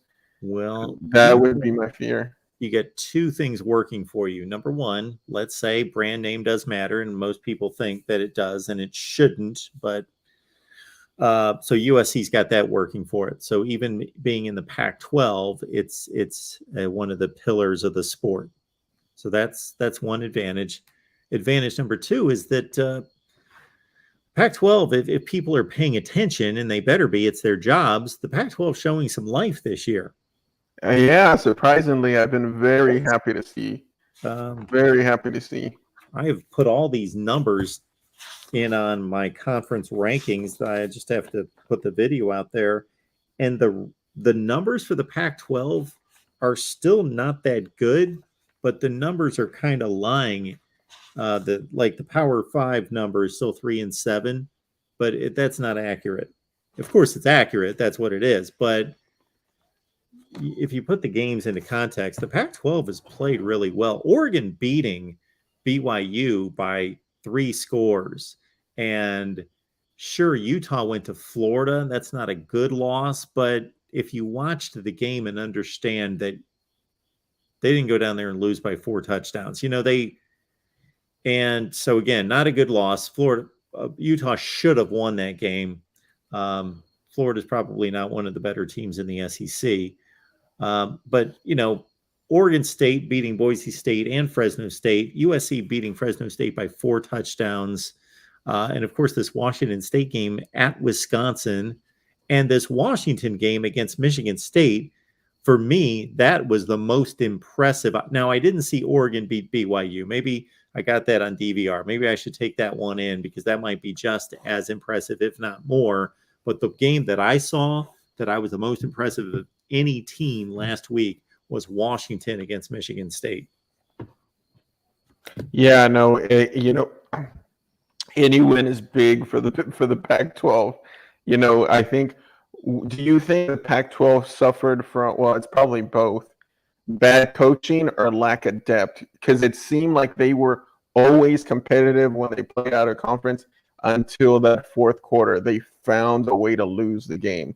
They weren't necessarily getting just completely blown out, but they always seemed to lose. Well, I'm somewhat guessing that the Pac-12 is suffering from a money problem. They don't make enough money. They're not putting the type of facilities together outside of Oregon, outside of some outliers.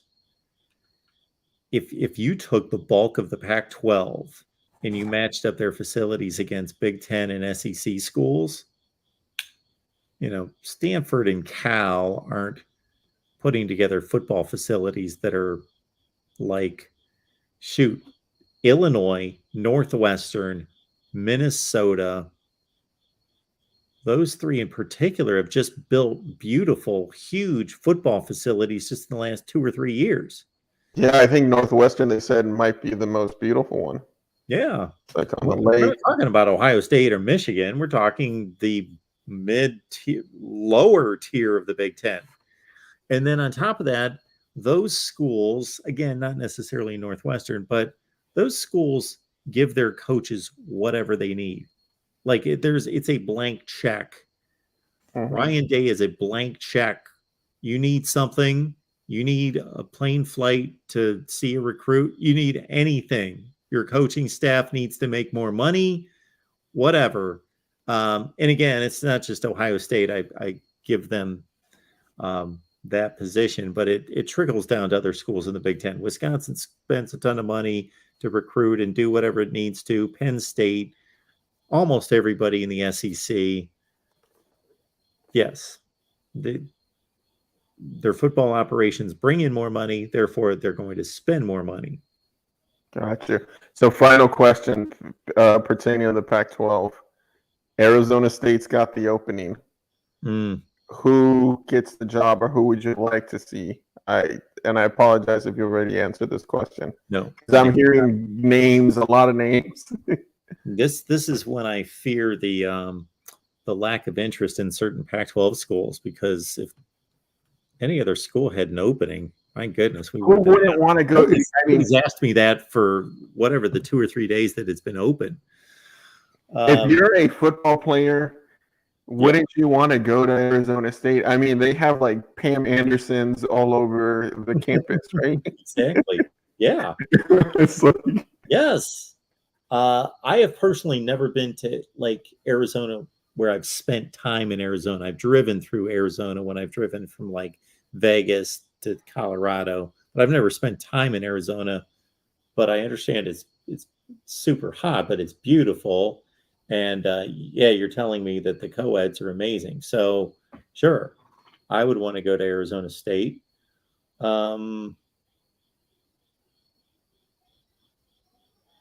See, I'm trying to be realistic about who they could get. Yeah. I don't know how much money their administration would allow their football operation to spend on a coach, because if you want to have any shot at getting Matt Campbell, or from everything I know, Luke Fickell's not going anywhere. He doesn't want to move. He wants to, he's, you know, he wants a big time Midwestern job. Then I don't know if they've got that kind of money. Because again, you know, I've heard the names of who they should get. You know, Matt Rule seems to be a really big name right now. That's a great hire. That would be a great hire. Yeah. Anyone else that you think could realistically go there? Because I think Matt Rule is on unrealistic. Okay. Because I was going to say he would be better than anybody that I would think would be on my list. I don't know what you feel about Tom Herman being the coach at. I don't hate it. I don't hate it. Most likely the type of coaches we're going to name here, because we know who they are, they've got a track record, is not going to be the guy that they hire. Yeah. Hey, you know, it always seems like the Pac-12 seems to hire a coordinator that's within the conference. Like some offensive coordinator, like the offensive coordinator of, like, let's say Washington State or Oregon State, you know. Yeah. Whoever's scoring a lot of points. Think about all the coaches. Think about almost every coach in the Pac-12, from Cal to Washington State to Washington to Oregon. Oregon State's a little different because of his ties to the school, but Arizona, you know, none of those guys were head coaches anywhere. Look at Texas Tech's coach this year, Joey McGuire. He was a Baylor's linebacker coach. We've probably heard of him. He's probably a coordinator somewhere. Is going to be the next coach at Arizona State, unless again they decide, okay, we're not going to spend $3.5 million on a coach. We're going to spend $6 or $7 million on a coach. Well, then that puts us in a different realm. Yeah, I hope they do. You know, someone brought it up on the chat, but I always forget the guy from Coastal Carolina. Yeah, Jamie Chadwell. Any chance? Oh, sure. Oh yeah. If he wants to move up the ranks, heck yeah. Yeah, and another North person. Carolina. Hey, the chat's on fire with these picks. Arizona State. Hugh Freeze is all over the place all the time. All right, I haven't been looking at the chat. Who do we have here? Well, I'm looking at the one. I'm looking to the right. Hugh Freeze. No, you don't want Hugh Freeze. You don't want to use?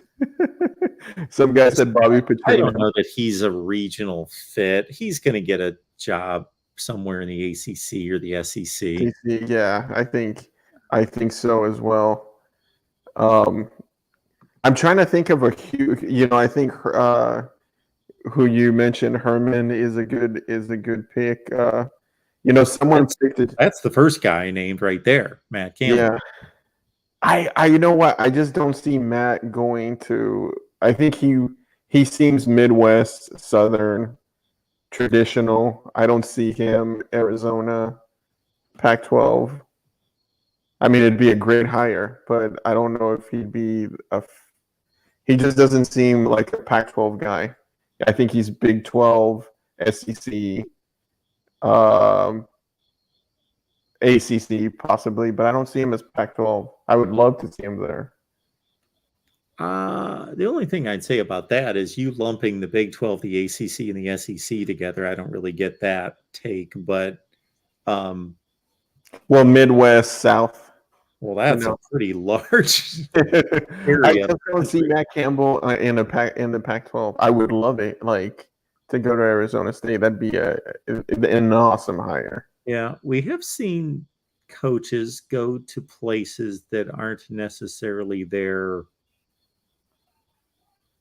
Of course, Brian Kelly to LSU. Someone brought up Muschamp. I could see someone like Muschamp. He's a recruiting monster. Yeah, I would love to see someone like Muschamp, someone that can bring some recruits to Arizona. It's funny to hear somebody that actually is touting Will Muschamp as a good coaching hire. I didn't know that was possible. So, well, he's a good coordinator. He was, he's a great coordinator. If I was contemplating hiring Will Muschamp at Arizona State, I would be telling him, you will go get a tremendous, highly respected offensive coordinator. Yeah, absolutely. Now, I hear one of the selling points, and I don't know if I heard it here, would be a lot of people from California are moving into Arizona. Yeah. So that's going to be a hotbed of recruiting in the next 5 or 6 years. How about the Kansas coach, Lance Leopold? Hey, that would be fantastic. I would love that hire. I mean, if you can win in Kansas, you can win anywhere, right? It's crazy. And I'm not going to say I predicted it by any stretch, but I reminded a ton of people anytime Kansas was brought up this offseason that if you look at their second half scores last year, they went from the traditional Kansas losing by 40 and 50 every week to suddenly one-score games against decent teams late last season, the last 4 or 5 weeks. Yeah. Yeah, no, absolutely. I when they were playing this year against West Virginia, I felt they were going to do the upset, I mean, the way they beat Texas last year, that's a coach that definitely for a program like in Arizona State, that would be a fantastic hire. I hope it's a good hire, but I have that Pac-12, the curse of the terrible coach hire, and I hope those days are gone, because the Pac-12, it's good for football, for college football, for all conferences to be strong. But the last 4 or 5 years, boy, the Pac-12 it's been hard to root for them. It's been so. Well, let's hope for a good hire. Let's pray. Things are coming along. Things are coming around. Yeah. All right, Mark. As always, I appreciate your call. Your call. you taking my call. I appreciate it, Dr. C. Have a good night. Hey, you as well. Good.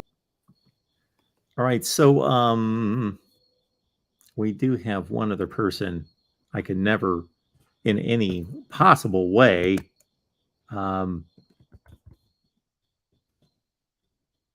be able to repeat his handle here. So it's Mr. there, POJFBQ32 all that right there. I'm just for you. Grab this link because you have asked like 3 times what the link is to the call-in show. There it is. I just dropped it in the chat. We'll give you about a minute to grab it and come on in, because otherwise I'm about done. Let's see if this is you. Got Harrison on the line. How you doing? I'm doing good tonight, Mark. Just got back from work. There was one question I wanted to ask you, and it's with all these like head coaches going down in the middle of the season, I want to know, who do you think is the most likely to be next out of like Neil Brown, a Davis Shaw, obviously Jeff Collins. Wow. Jeff Scott at Southern Florida. Yeah, There's you're a bunch of bringing up names. a good list right there. I don't think that David Shaw. I just think that he has more equity than those other guys do at Stanford. Not that he's untouchable, because now we're working on 4 bad seasons in a row. So there's going to be a limit to it. It's like Pat Fitzgerald could one day get fired at Northwestern, because you can't lose forever, but he's nowhere close to that. I think that, Jeff Collins, like we think of Georgia Tech, or some fans think of Georgia Tech as being some kind of horrible job and that they always suck. No, they don't. Yeah. Paul Johnson had a nice run there. He went to Orange Bowls. Georgia Tech, for a span of about 10 or 15 years, played in just about as many ACC championship games as anybody. Not more than like Florida State, but just about, Virginia Tech level. You can win at Georgia Tech. Georgia Tech. Consistent winners from sometime in the 80s all the way through to 5 years ago. They just played in the conference championship game in 2014 and went to the Orange Bowl. Yeah, of course. So most people know about 222-0. There you go. On Heisman. Yes. So it's not like they don't have history. Yeah. So I know it doesn't look too impressive when you see them play a conference game, or really any game, at home at Bobby Dodd Stadium, and there's like 28,000 people that seem to be fairly disinterested in the game. But you can win there, and you could bring somebody there that can get it done. And when Jeff Collins took over, the thought was, okay, well, he does have to turn over the roster to accommodate this offense. Well, that's only one side of the ball. That doesn't make an excuse for being awful at defense, the entire time he's there. And it's just been a terrible hire. So I think that he's the first one that should go. Neil Brown, if you look at the record, doesn't look good. They beat an FCS and then they lose the 2 other games, but they're highly competitive. So I'm going Jeff Collins number 1. I'm pulling these names off of a actual betting list, and okay. A couple others on here. Jay Norvell, Colorado State. Carl Durrell, Colorado. What actually I don't get about this list, it has Steve Sarkisian above Brian Harsin at Auburn. Yeah, I disagree with. I don't get that. Obviously, Ken Niumatalolo. I apologize for mispronouncement there. Niumatalolo. He's kind of in the David Shaw category. Like, he's going to be given a lot of rope. He has a lot of respect there. He's done a lot of great things, and they were really good for a long period of time. And now Navy's just been bad for 3 or 4 years. Yeah. So, but they still, he's just a highly respected. David Shaw, Ken Niumatalolo, those guys are they're a cut above in terms of they have equity at those schools, and they'll be given some little bit more rope. Yeah, I think that's about it for that. And one last thing I wanted to end this on is like, obviously everyone here, if you're watching at like almost 12 at night here, you love college football. And I just want to ask you what this season has made you love college football, maybe more than you have previously. So you're asking the chat that, or asking me? You, yeah. What? Like, what makes this season special for you? So that is a tremendous question, because the only thing that comes to mind, and this isn't real original though, but as soon as we get college football in week 0, and especially week 1, because everybody's playing, it doesn't take long before we get that game with the final drive or the final crazy plays, or just the sequence of plays, like the Purdue Syracuse game. I didn't like how it turned out because it screwed my prediction, but that was just a great second half of football, and especially last 4 or 5 minutes of, you had a quarterback getting thrown to the ground who throws a pick 6, then he gets off the turf next drive, and Aiden O'Connell's just slinging rockets, lasers all over the place, down 2 scores with like 4 minutes left to bring Purdue back. But then they have the dumb unsportsmanlike conduct, and they're kicking off from their own 10, and Syracuse, gets one more play with 7 seconds left, and they fire a pass to the pylon that beautiful, just a beautiful play with 7 seconds left in the game. You get these just tremendous finishes. Yeah. Yeah. I mean, App State Troy, boom. Oh, well, yeah, that is off. That's just off the radar. I just went to Purdue Syracuse because I actually invested in watching pretty much the fourth quarter totally. I think a lot of people saw that App State thing later as like a highlight. Yeah, we get that. Oh my goodness, how often do we get that to that degree? That's just a crazy scene and crazy play. Yeah, it's beautiful. We almost got it with Cal and Notre Dame. Yeah, it kind of echoes of that one Central Michigan guy who threw it, and then the other guy ran all the way for a touchdown. Yeah. Anyway, yeah, that's all I got for the night. Have a good one. Thanks, Harrison. Appreciate it. It looks like it's just me. Tim79 is asking, if he's asking me this, how much did you lose? I didn't lose anything. I've not bet on a game in 5 years at least. So I just pick the games. You can get them on Patreon.